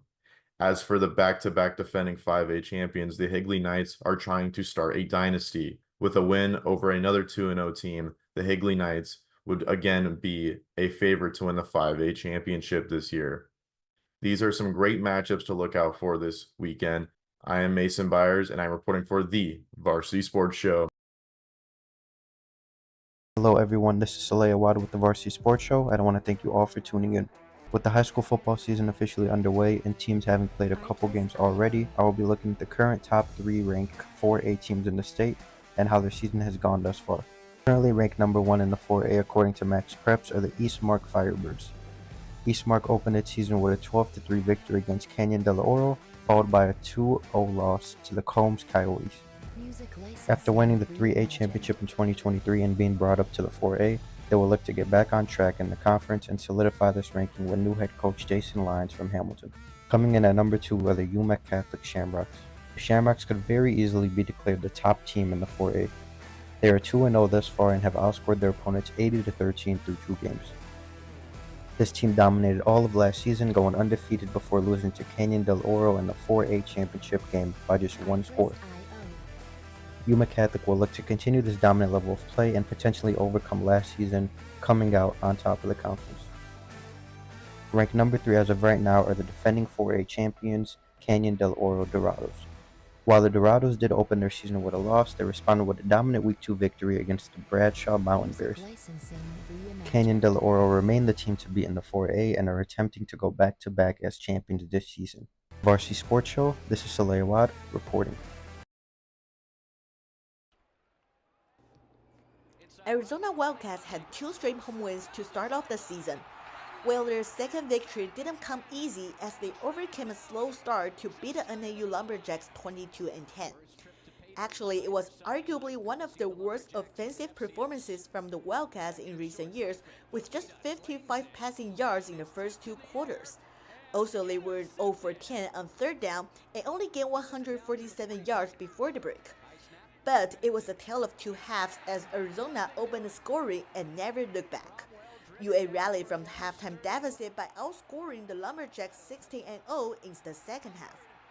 Friday, the Wildcats will hit the road for the first time, taking on Big 12 conference foe Kansas State in a non-conference game. Kansas State also escaped with a 34-27 road victory over Tulane in Week 2. Same as UA, they struggled throughout the first half but turned things around in the second, erasing the double-digit deficit and got a W.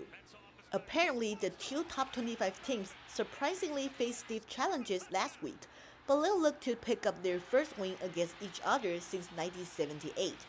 Both teams have strong offensive firepower, so it's gonna be a tough matchup.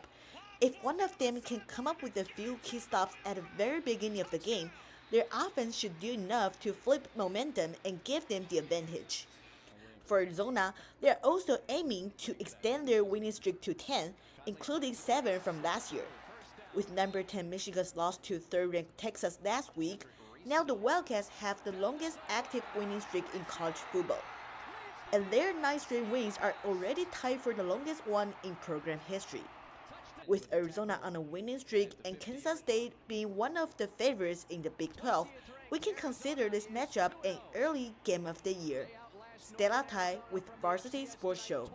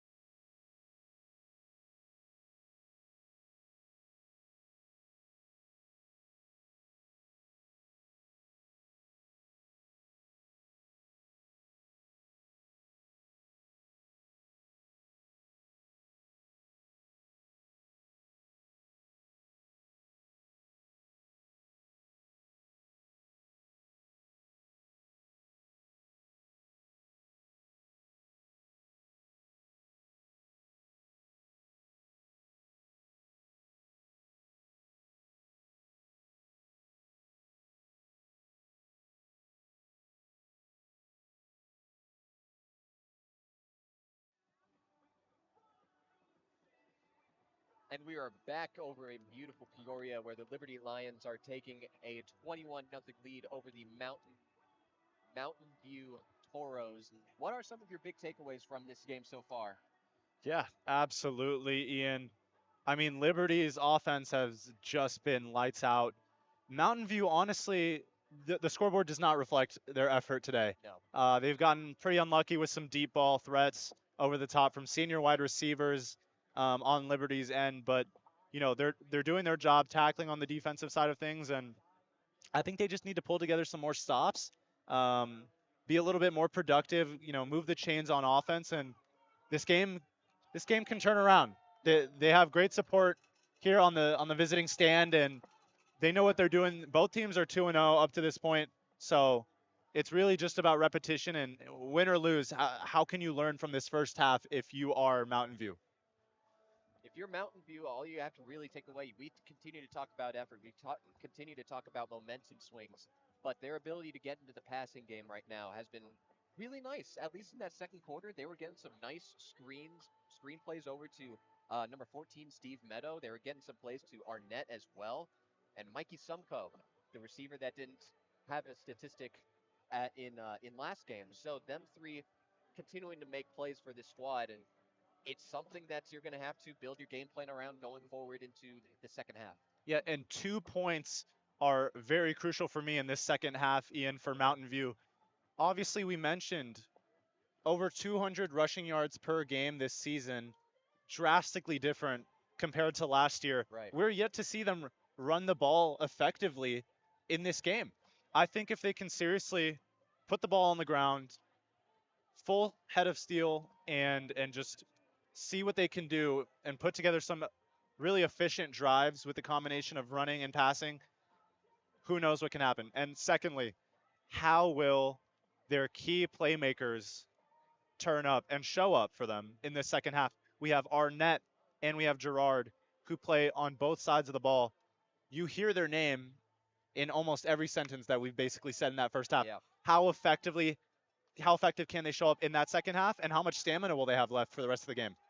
They're also going to have to get some of the play calls written out as well. Beckham Barney, the star running back for the Toros, has had a big impact on the game offensively so far. They had to abandon the running game real early, act with a little bit of a sense of urgency.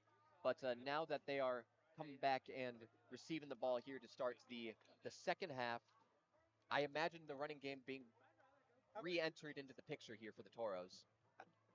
Absolutely, and this is what I like to see from Mountain View. Obviously getting hit in the mouth in that first half. Halftime hasn't even ended yet. They're already ready on the field. Minutes before Liberty comes out.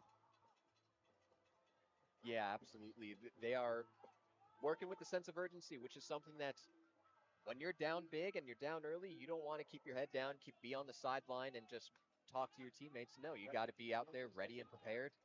And they are absolutely ready and prepared, ready to go to battle once more as the Liberty Lions are ready to kick off the second half here. And let's not make any mistake about the Lions either. They have made some very nice passing plays this game as well.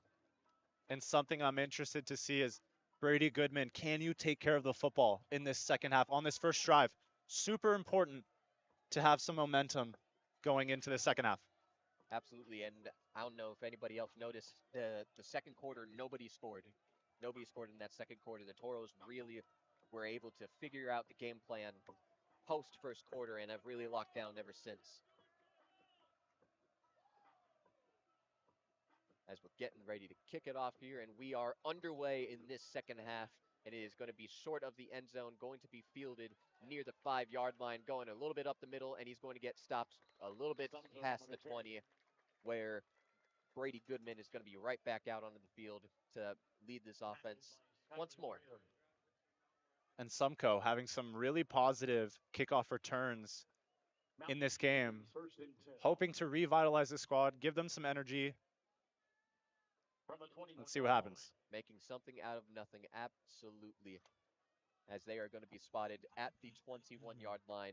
Again, it is 21-0 Liberty Lions having the lead there, as we are going to be under center, it looks like, for the first time in a little bit. as number 15 is motioning over to the left, and is going to be a halfback attempt to their running back, Dominic Gerard. It's going to be a quick for a short gain of about 2 or 3, making it 2nd and long.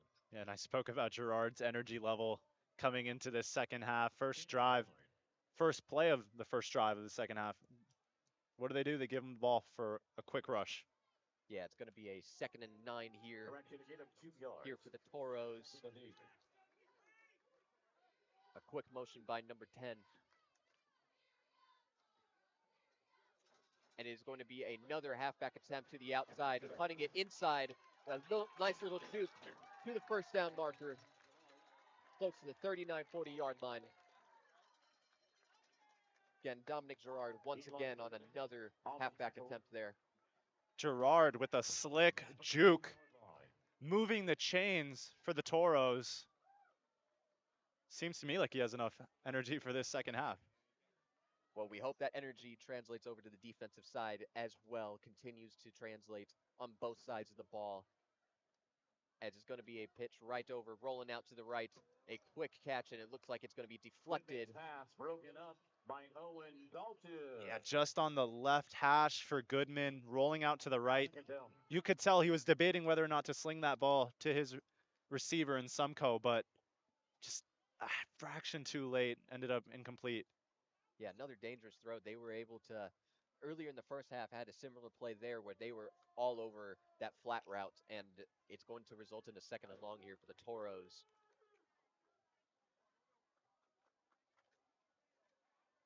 As they get back into the shotgun formation. It's going to be snapped, surveying the field, going down the left field sideline, going for 14, almost had the completion. Maybe a little bit of arm holding there as well, but Steve Meadow almost came in with an impressive one-handed catch with his left hand. Yeah, Meadow one-on-one with the DB down the sideline. Just ran a streak, really. Both players being physical. DB had his hand on Meadow's hip, but no call. Ultimately, I think a fair call from the referee. But the Toros fans are definitely disagreeing with that. It is going to be a 3rd and 10 here, surveying the field, looking towards the middle of the field, and it's going to be a nice reception for a little bit of extra yardage. They're getting taken down close to the 37-yard line. Again, Mikey Sumpo with another reception. And that was a dot by Goodman. Can we just talk about this offensive line holding their ground, giving Goodman plenty of time to pick out a pass from the pocket? Something that didn't happen in that first half a whole lot.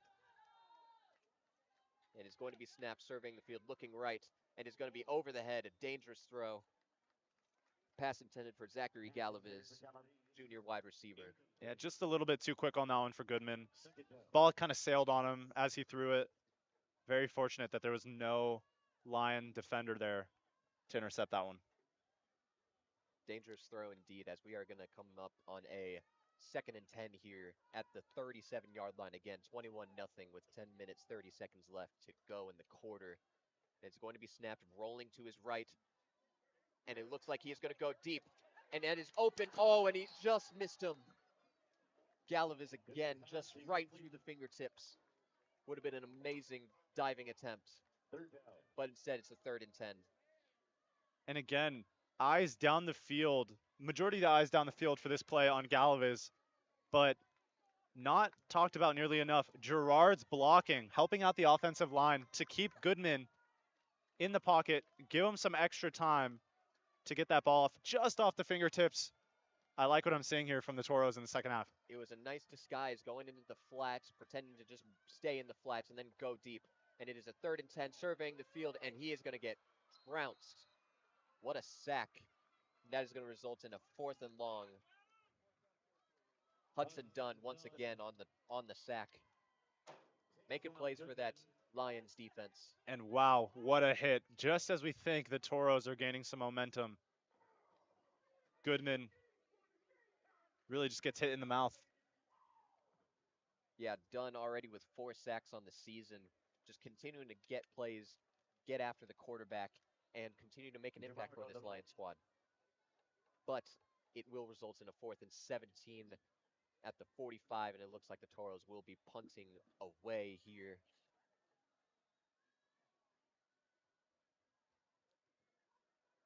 And it looks like it's going to be a pretty decent punt. Oh, that was very close to an illegal touching right there. Oh, and they threw out the flag.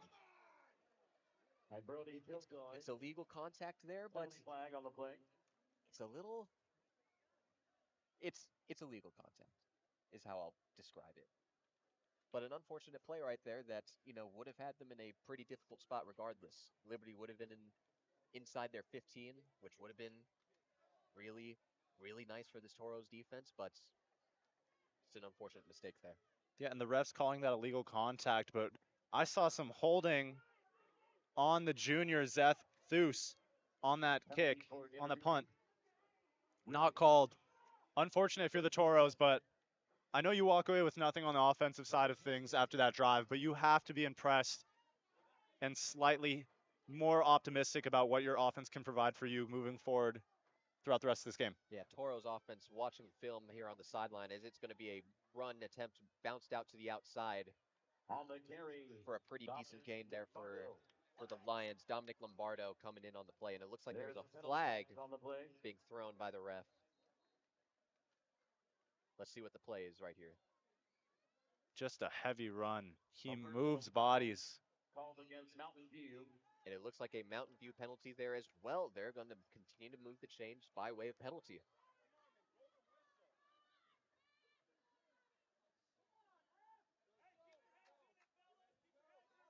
Yeah, started the drive at the 28, now all the way out near the 48-yard line after that flag.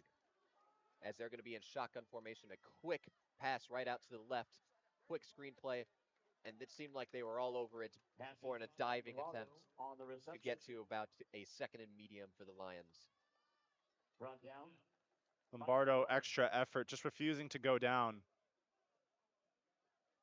Continue to make a name in this game that way, not continuing to go down, being aggressive, and not letting the Toros defense dictate where he wants to go. As it's going to be a quick play right up the middle for a little bit of a short gain. Nice defensive stop there by the Toros defense. Lombardo carries. Big third down here now if you're Mountain View. Big third down there. I believe that was...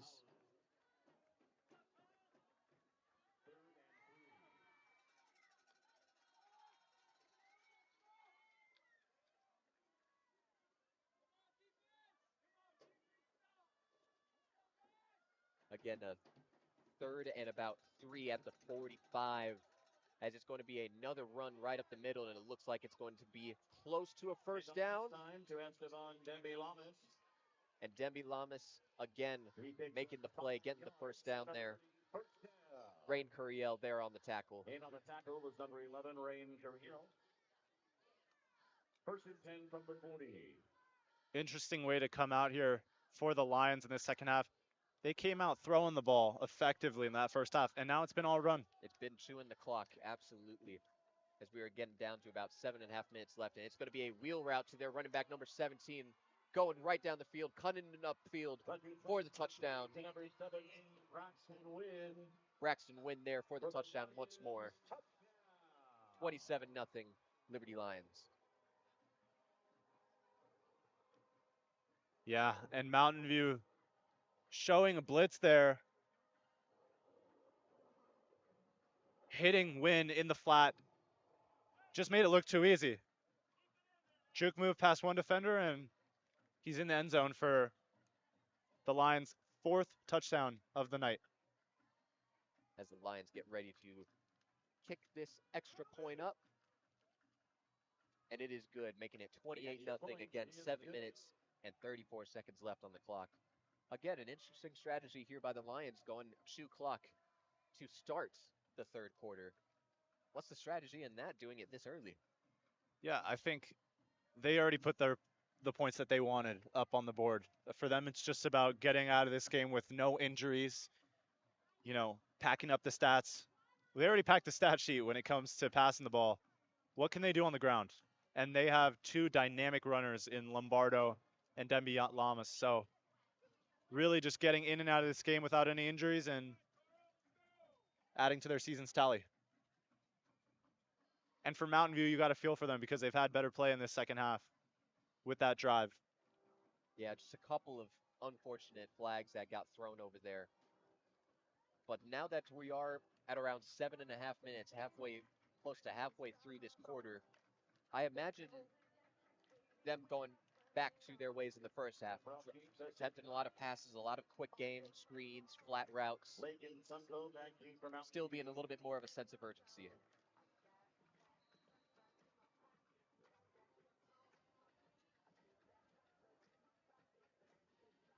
As we see in front of us, Toro's defense looking at film there on their TV screen. What do you think that they're discussing right over there?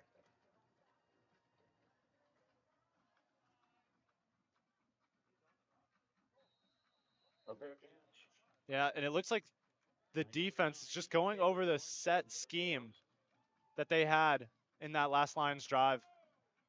Coach obviously replaying some film, showing what gaps they missed from that Liberty offense and showing what they were exploited on.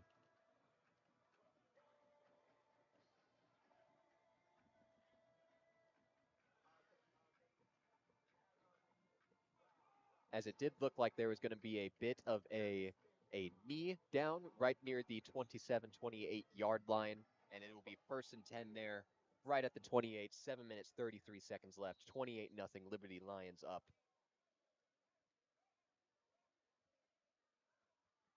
As Goodman's going to go straight into the screen, and it's going to be incomplete. Goodman's pass broken up on the play. Again, going right back into the quick game. Absolutely, and what a big hit from Owen Dalton. Owen Dalton breaks it up. Senior corner, hitting Gerard in the flat, even if he did catch it. No security there. Very difficult play to make there, as it's going to be a play action pass rolling out to his right. Still running and throwing right down the sideline.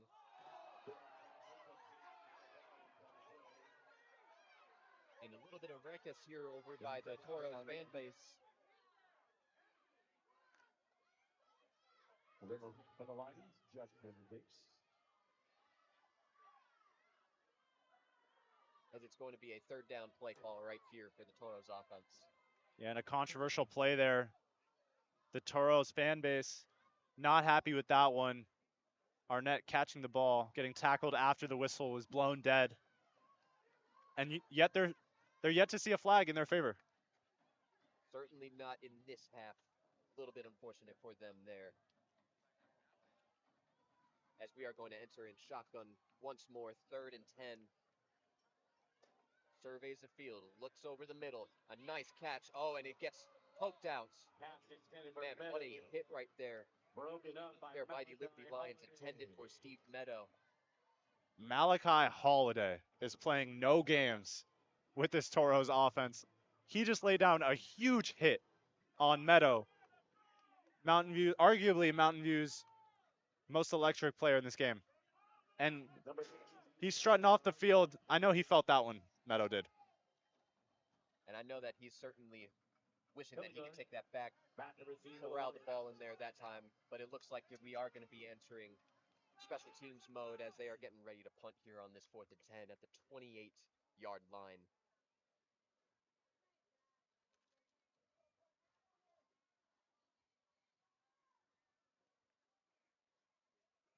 And they are real close to blocking that, but we are now getting a pretty decent punt with a good roll.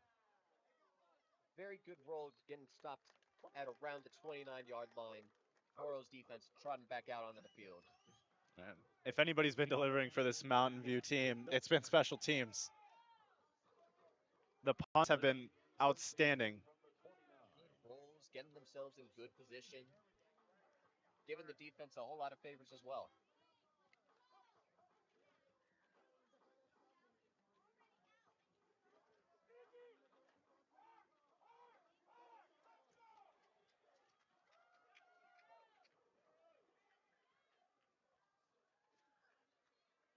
We are coming up on a 1st and 10 here. 7 minutes, 5 seconds left to go at the 29-yard line. Again, it is Lions up 28-0 22-0, as it looks like it is going to be a handoff stretched out, going right up the middle with a nice defensive play right there. Jaden Sanchez with the carry there. Sophomore getting his 3rd touch of the game. Still yet to find a big gap, but persistent in the way he runs. Yeah, it looked like Ryan Firk was the first linebacker to get in there and make a play. It is now 2nd and 8 at 31. Wide receiver motions, and it looks like it is going to be another halfback dive right up the middle, and it's going to be another short gain there, maybe for about 2 or 3 yards, making it a 3rd and medium. That's a great tackle from the Mountain View linebacker.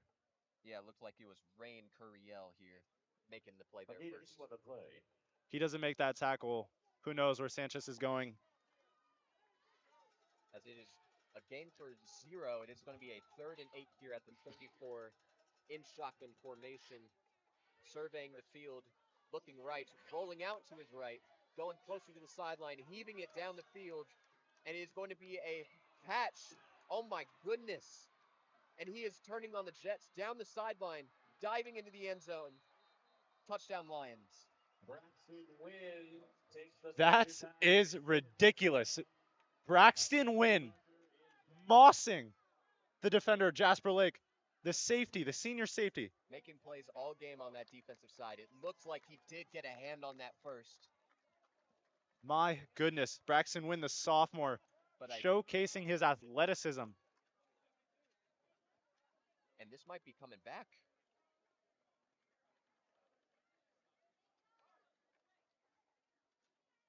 I believe that play is coming right back. No touchdown there.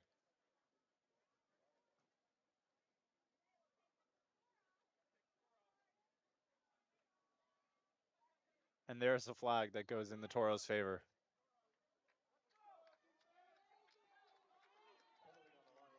Regardless, excellent effort by both sides. Jasper Lake getting a hand in there with perhaps it would have been another deflection, but the Lions receiver right there making another great play and making a nice run after the catch. But regardless, that is still going to result in a 3rd and long at the 28-yard line. Toros fans going crazy as a play action pass goes right over to the left side, and it looks like it's going to be another completion there. Fletcher so composed in that pocket. Hitting his target man, number 19, Trey Younker. It's the first time we've said his name since the 1st quarter. And that will be a Liberty 1st down right there, as it is going to be a run towards the left side, really turning on the Jets there. Demby Lamas there on the run play, making it a 2nd and medium. Arnett there for the Toros. A gain of 4. 2nd and 6. And here we go. They're hacking away the minutes. How long has this Toros defense been on the field? Too long for them to make so many plays for this Toros team. As it's going to be a play action, looking over to the left side, and it'll be incomplete. Rain Curiel there on the stop on the Lions running back. All over it. 3rd and 6. All over it. Curiel was not letting the receiver in the flat get that ball. And that was nice pressure there by the Toros defensive line there as well, making the quarterback roll out to something that he's had to do for a majority of these 2nd and 3rd quarters. Absolutely. We have not seen that nearly enough. Great pressure by the Toros. As now it'll be 3rd and 6 at the 48, as he's going to roll out to his right once more, and he is going to go deep, wide open, number 17, busted coverage, touchdown Lions. Braxton Wynn with the touchdown once more. For the Lions. I mean, if he wasn't going to get it on that last one, he was going to get it now. Braxton Wynn is here to get his. Making it a 34-0 ball game, 4 minutes, 46 seconds left to go in this 3rd quarter. Again, just looked like a busted coverage there. A safety dropping down a little bit towards the closer receiver. Made it easier for Wynn to turn on the Jets down the sideline. Created a little bit of confusion there. And this is what we're talking about. Just the unfortunate big plays that Mountain View has let up on. They're not playing bad. Not at all. They've just had some unfortunate errors in that secondary that have led to some serious Liberty Lions points. As the extra point is good there, but a flag did come out near the end of that play. Let's check in on this flag right here. Regardless, it's going to be 35-0. Liberty Lions up.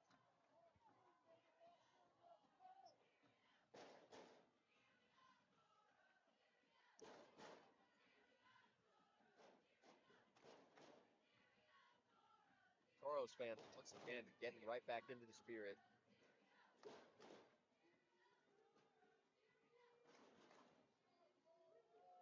What do you imagine that the Mountain View head coach is saying to his squad right over there as they are down 35-0? What are the moral victories that they can take away here right here?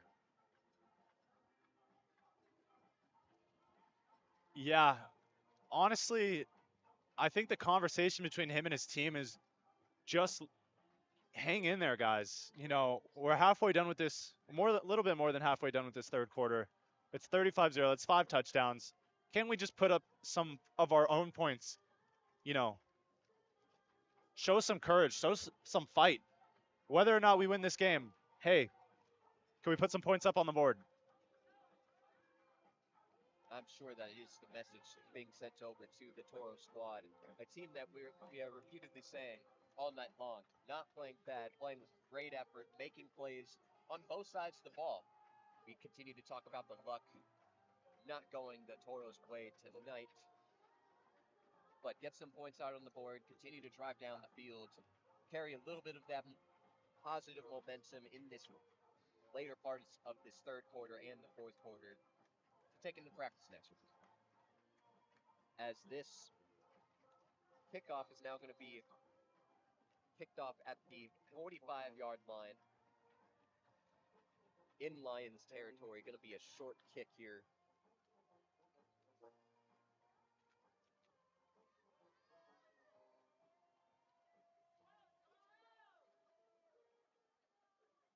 And that's going to be a quick onside kick recovered by number 1, Zachary Galaviz. It's going to be at close to the 35-yard line.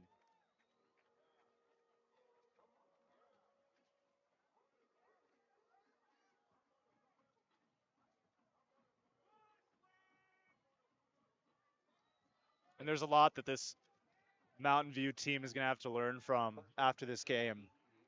Obviously, coming into this one very confident, undefeated. Both sides undefeated. Both sides undefeated.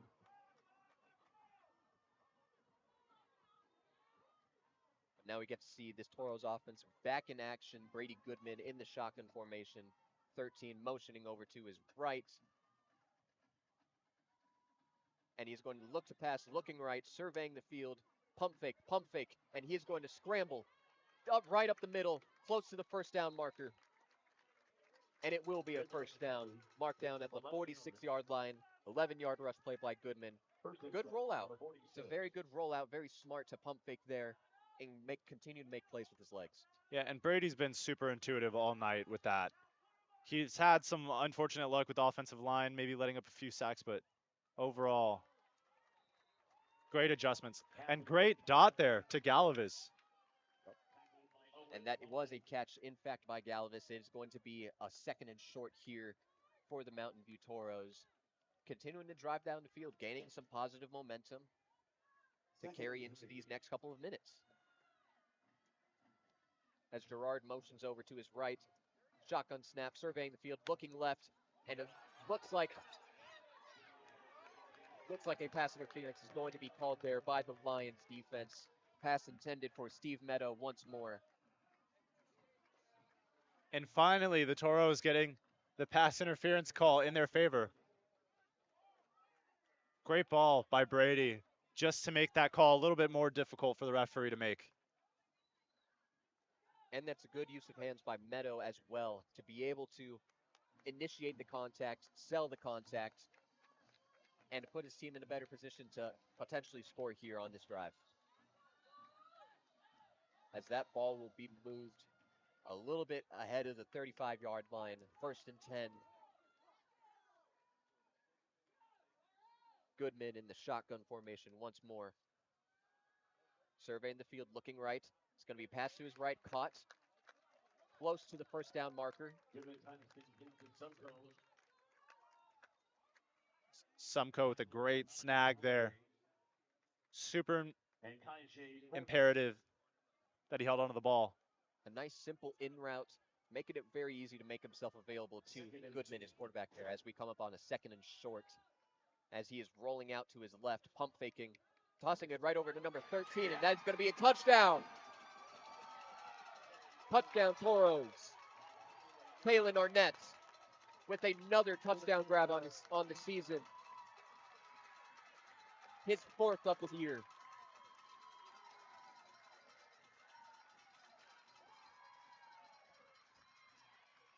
And a dot by Goodman.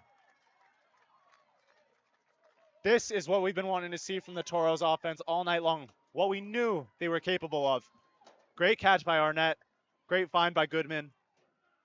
They're on the board. And the game for the Toros officially goes underway here as we go for the extra point. As we're looking at the same thing that we had saw by the Lions in the first quarter, as he's going to look right, pass it over, and it looks like it is going to be an incompletion there. 2-point conversion, no good.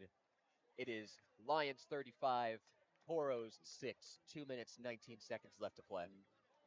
Sneaky try there from the coaching staff of Mountain View, but hey. Perhaps a little inspiration there from the Lions over there, with the play being ran similarly in that first quarter.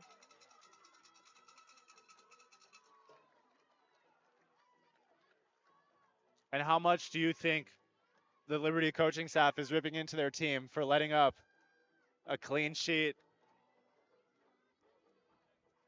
It looked like a busted play. It looked like it was a very good play design by the Toros, freeing up Arnett there on the left sideline. Some of that stuff will be coached up. You will be getting ripped into, but can't really complain too much about a very well-designed play it looks like it's very hard to cover. As the Toros are getting ready to kick off here, again, 2 minutes, 19 seconds left, 35-6.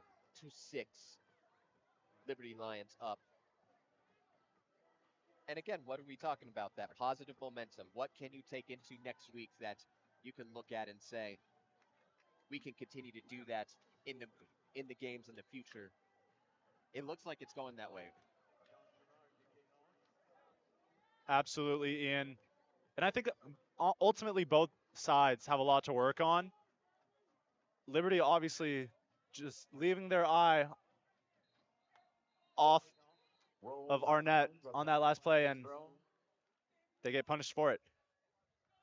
As that kickoff does go out of bounds, that will be a penalty on the Toros.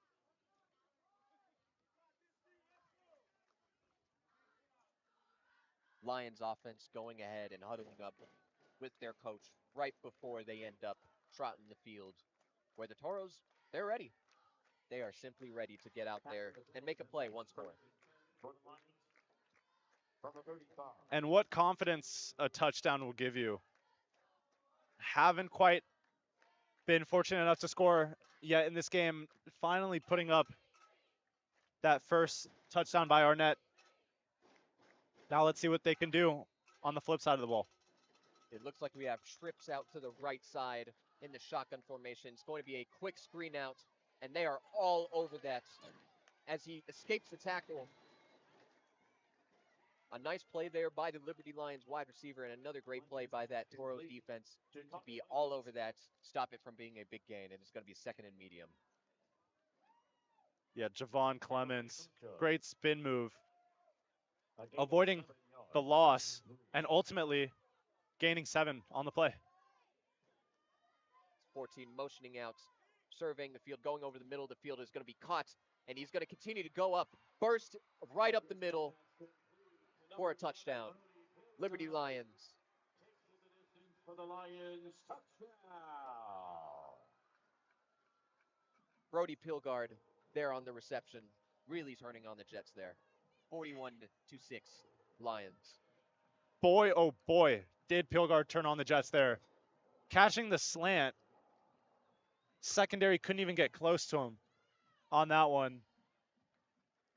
In for the 6th touchdown of this Lions evening. As we get ready to line up for this extra point here. And it's going to be right up there. Good. 42-6, 1 minute and 37 seconds left to play here in this third quarter.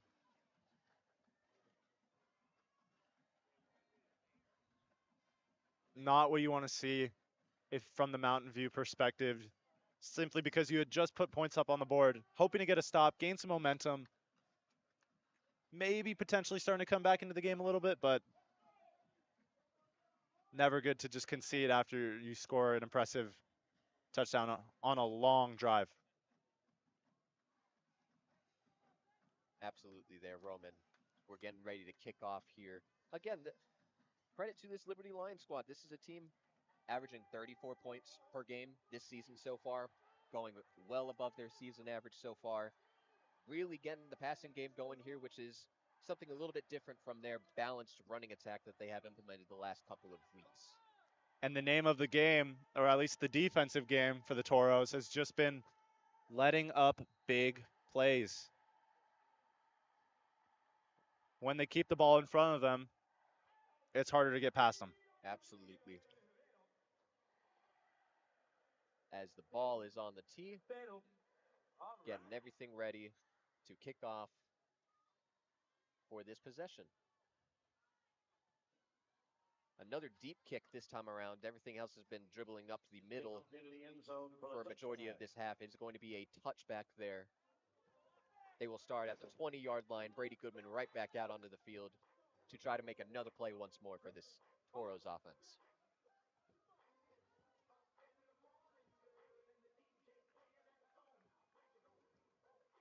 It's a quick huddle up right over there between coaches and the Toros offense there. What do you think they're discussing right over there for them? What's the message that they're trying to implement after a play like that where they quickly gave up a touchdown? I think the message is, hey, look, we were able to hit them in this game. Can we hit them again? And really just putting together some nice drives that they can go back and watch some film on and take the positives from. And we will be in wait-and-see mode to see how this Toros offense responds after a play like that. 13 motioning over to the right, as it is going to be a running back handoff right up the middle. Nice little juke close to the first down marker. Again, Dominic Girard there on the running play. Is going to be a first down Toros. Girard's been impressive all night, really just hanging in there, keeping this Mountain View side afloat. As we are underneath a minute here for this Toros offense. Surveying the field, looking right. A slant over the middle, caught by number 1. A very heavy hit there as flags fly out onto the field. That was Zachary Galvez there with the reception. There for the Lions. Maybe a late hit here might be the call. And what a hit it was. Personal foul called against the Lions. And credit to Galvez for hanging on to that ball. That was a very, very heavy hit, as that ball is going to be in Lions territory, a little bit closer to, it looks like, the 42, 43-yard line. 1st and 10, Toros. And for the visitors, this drive is starting to look a little bit similar to the last one that they scored on. They had some luck with the pass interference call on Meadow the last go around, and now with the targeting call, moving the sticks. Another screen play out to Meadow. It's going to be an incompletion there. Intended for Meadow, incomplete. Second Nice break up there by the Lions defense. Yeah, I think that one's getting a little bit too predictable. As it looks like the clock is going to wind down here. And that is the end of the third quarter. Again, that is Liberty Lions 42, Mountain View Toros 6. When we come back, it will be Toro's ball near the 43-yard line. Stick around.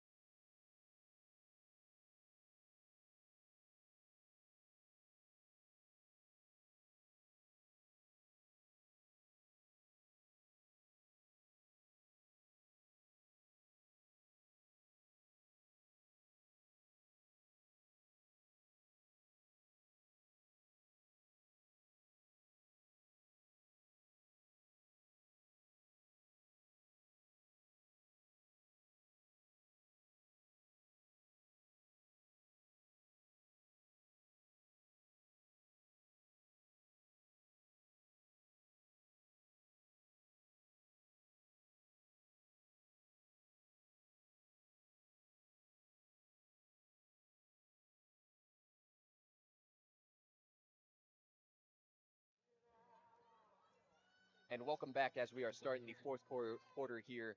Lions 42, Toros 6.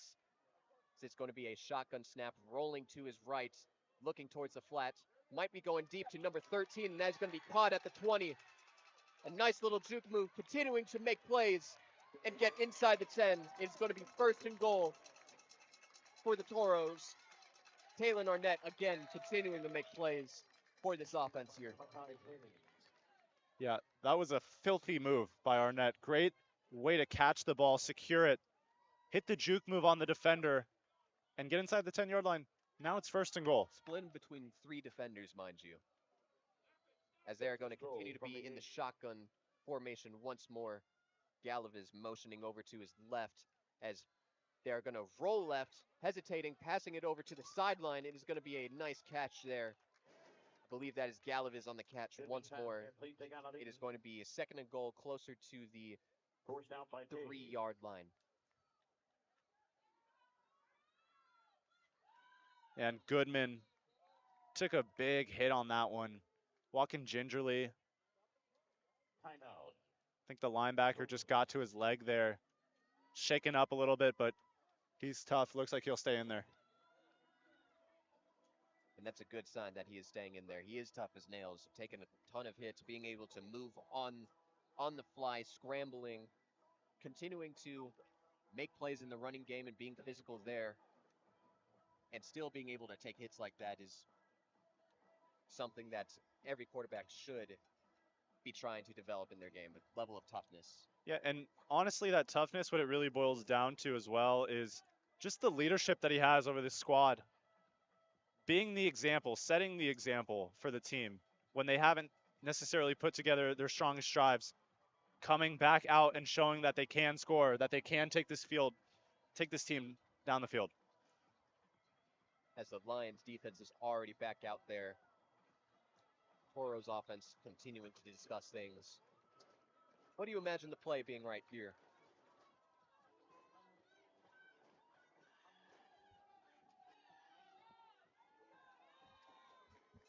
As it looks like they're going to be under center for this play.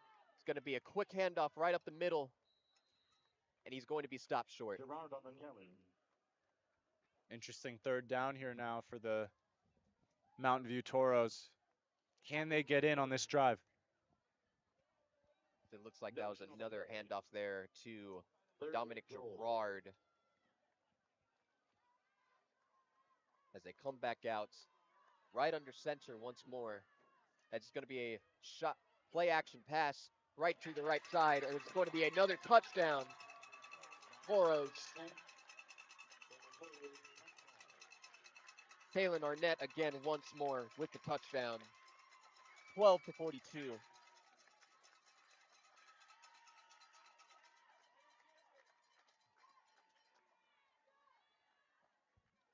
Absolutely, and Arnett making his presence felt on both sides of the field. His second touchdown of the game. 5 on the season now. As they get ready to line up for this extra point, and it is up and good. 10 minutes, 19 seconds left to go. Lions 42, Toros 13.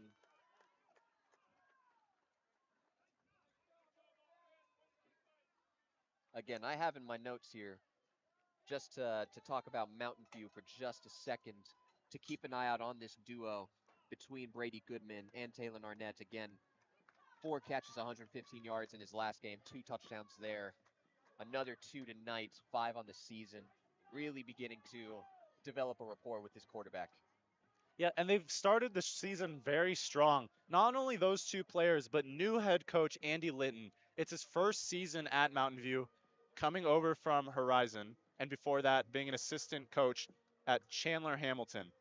Okay, so he went 21-10 with Horizon in 3 seasons and won the 5A state championship only 3 years ago.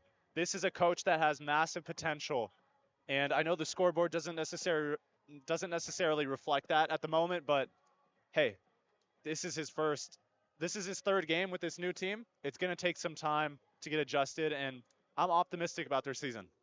Known as a high-powered offensive mind, he comes over to the Toros and has really lit it up the last couple of games, including a 57-27 victory last game versus the Saguaro High School squad over in Scottsdale, as we're getting ready to kick off here. And that is going to go straight into the end zone for a touchback, Lions ball, over at the 20-yard line. But as I was saying, 57 points in their Week 2 game against Saguaro, 42 points in their matchup at El Camino in Week 1. We should continue to expect this offense to really go on an upward trajectory going forward. Yeah, and I don't think many people are necessarily understanding what you're saying, Ian. Saguaro is not a team to just skip over. Saguaro is a good high school football team. Historically, they've been very good, very sharp. So for Mountain View to come away with that victory speaks volumes, honestly. As the Liberty Lions come right back out, it's going to be trips towards the left side. It's going to be a handoff, going to be going right up the middle, continuing to get some tough yardage, but it's going to be stopped short. It's going to be a short gain there for the Lions. Going to be 2nd and long. Tackled by Caleb Larson. A gain of 3. 2nd and 7.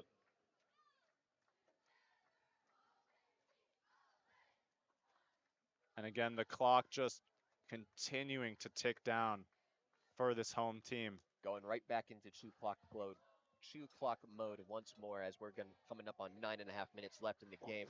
It's going to be another handoff right up the middle. Again, get stopped. No, he's going to bounce it up to the right side, get tackled just short of the marker, but there is a flag out onto the field. Let's see what the call is right here. Personal foul, face mask called against the Toros. It's going to be a face mask call. It's going to make it a 1st down for the Liberty Lions here. Tough penalty to take there, obviously wanting to make the tackle, but Demi Lamas making it incredibly difficult for this defense, and just more yardage on top of that. So it looks like this ball is going to be placed close to the 43-yard line, 1st and 10. Again, 9 minutes, 20 seconds left. 42 points for the Lions, 13 for the Toros, as it's going to be a play-action snap. And he's going to go deep right down the middle, and it's going to be overthrown as a flag is going to be thrown out once more.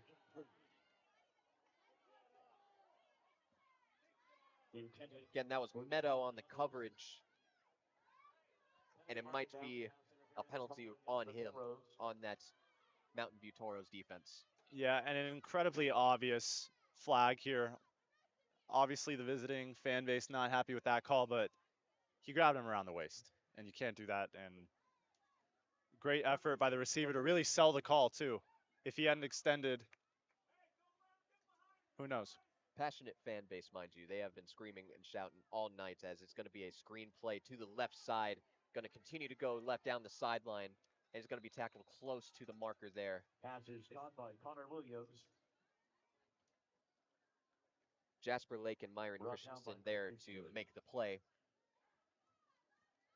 Great catch by Connor Williams. A gain of 8. 2nd and It's going to be a 2nd and 2 play at the 34-yard line. Has a motion over to the left side. It's going to be a quick handoff right up the middle, as it's going to be some tough yardage. But it looks like that's going to be a first down. Tackled near the 30. 8 minutes, 15 seconds left to go. And a nice drive here that backup quarterback Braden Stevens is putting together. The 5'9" junior from Arizona help guiding this home team to victory. As another motion to the left, it's going to be a run pass option right down the slant, and it's going to be breaking tackles close to about the 10-yard line. Another efficient pass there by Braden Stevens. Caught by Marley Chansey. On the reception for Liberty. But another accurate pass there by Braden Stevens. Again, he on this season has only played in one game so far. Has completed all 3 of his pass attempts, 66 yards, and a touchdown as well. Playing very efficiently, playing very good backup quarterback minutes here. And this is great experience for him. It's going to be a run up the middle, close to the 5-yard line. Maybe near the 5-yard line. It's Jaden Sanchez on the play. Getting a couple of yards there, making it much closer, as they're going to get really quick back to the line. It's going to be another run play right up the middle, and it's going to be another touchdown. Jaden Sanchez there with another rushing touchdown, making this a 48-13 deficit for the Toros. 7 minutes, 1 second left to play in this game. Yeah, and Jaden Sanchez not having the best first few touches of the ball earlier on in this quarter and even in the last quarter, but making his presence felt by scoring the touchdown, being persistent, 2 back-to-back handoffs, and just as I was talking about Braden Stevens, this is great experience for him. Being the backup quarterback junior, will eventually take Fletcher's spot next year as the starter in his senior season. What do you think Fletcher is saying to Stevens to get him help get him prepped, for the remainder of this game? It's just a matter of seizing the moment, seizing the opportunities that you're given right now. You could tell that this is a Lions team that really appreciates every single one of their teammates, really trying to uplift them. And to be able to gain this experience, learn behind some great players that are over on that Lions team. They're the #1 ranked team in the state. And he's going to seize every moment that he's given. And by the time that he is going to be given that spot, or by the time he earns that spot next season, it might be very easy for this Lions team to transition to their next guy. And seize the moment he has. He's been perfect for all attempts and completions he's faced this season, not only in the one game he's played, but in this game tonight. And again, we mentioned this Lions team not being any slouch. Again, #1 in the state. Their head coach, Colin Thomas, was an assistant here for a long time. He got promoted to head coach in 2020. Went 6-4 in his first season in 2020, 9-3 the next year, 11-1 the next, 12-1 the next year as well, winning an open state championship last year. This is no joke. The Toros got hit really hard by a really great team here.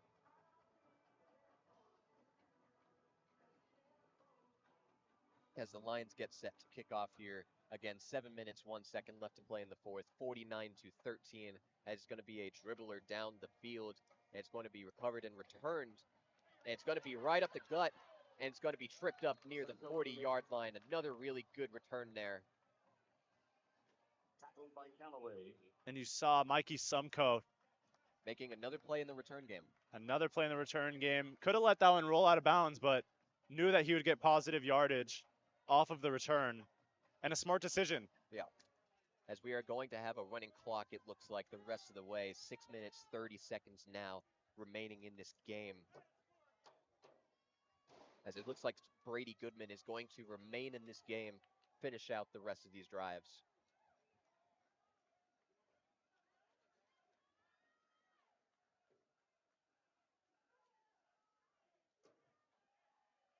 Motioning is Galaviz to the left side into the slot.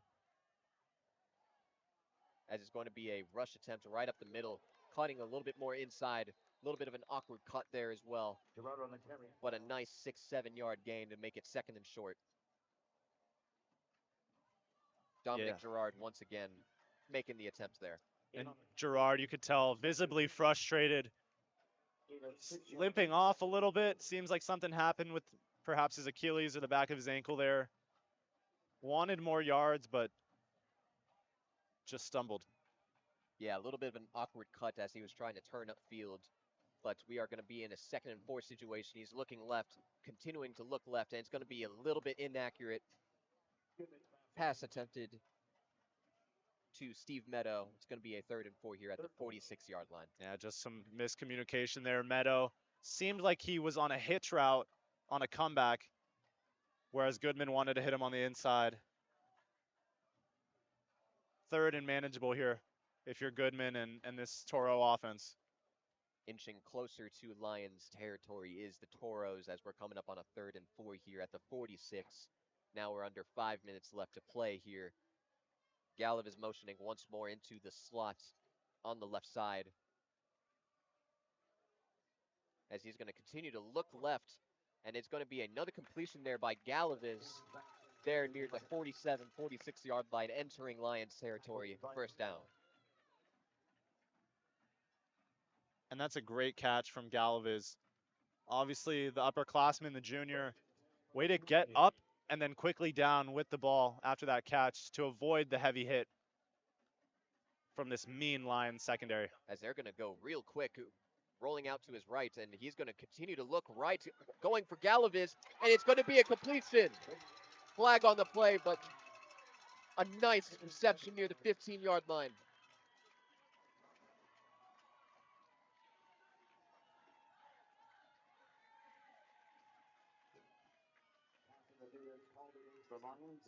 It's going to be a defensive pass interference, and it's going to be a 1st down.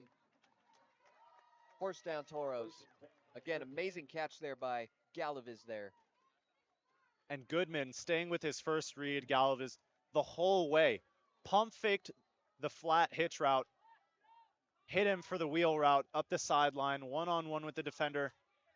Despite the pass interference, Moss is the defender. As it's going to be a run play, and he almost lost it there. But he ends up getting it back. It's not going to be for a big gain there, but it's going to be a 2nd and long here. What a throw and what a catch by Goodman and Galaviz. We've said the entire night that they've, been on the opposite side of some big plays tonight, but they've also forced some really incredible plays as well on this Lions defense. As Goodman is taking the snap under center, it's going to be a rollout to the left, surveying the field, and it's going to be, is that a catch? Is that a catch? Touchdown, Toros.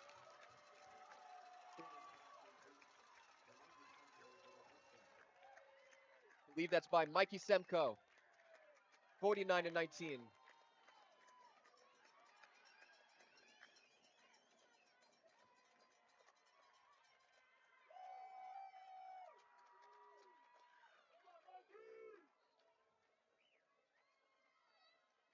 As we line up now for the extra point here.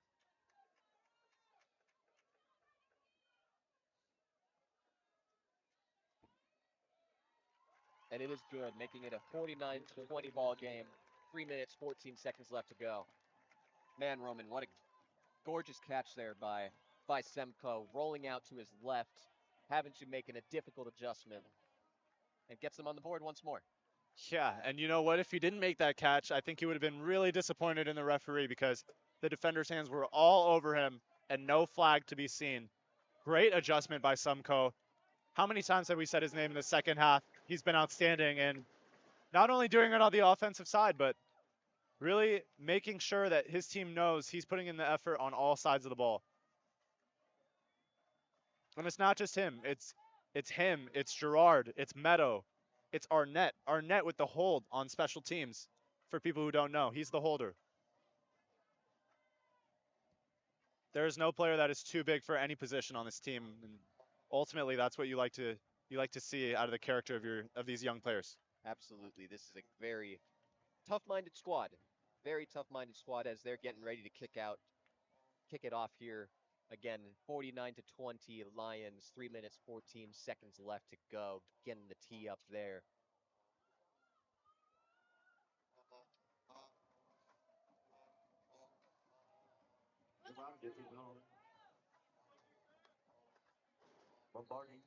And Callaway back to receive for the Lions. As we get set to kick it off here. And it's a booming kick towards the end zone. And it's going to be returned down near the 1 yard line. And it's going to be a nice trip up tackle there, close to the 14-yard line.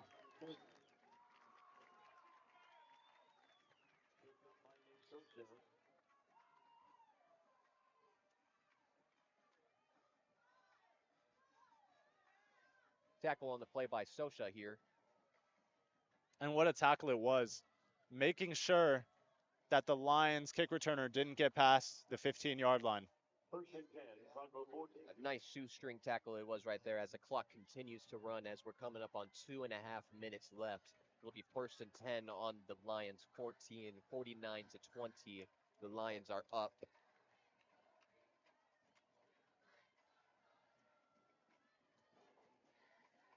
As Stevens gets set in the shotgun formation, is going to hand it off. It's going to be right up the middle. And on those, It's going to be a medium gain right there.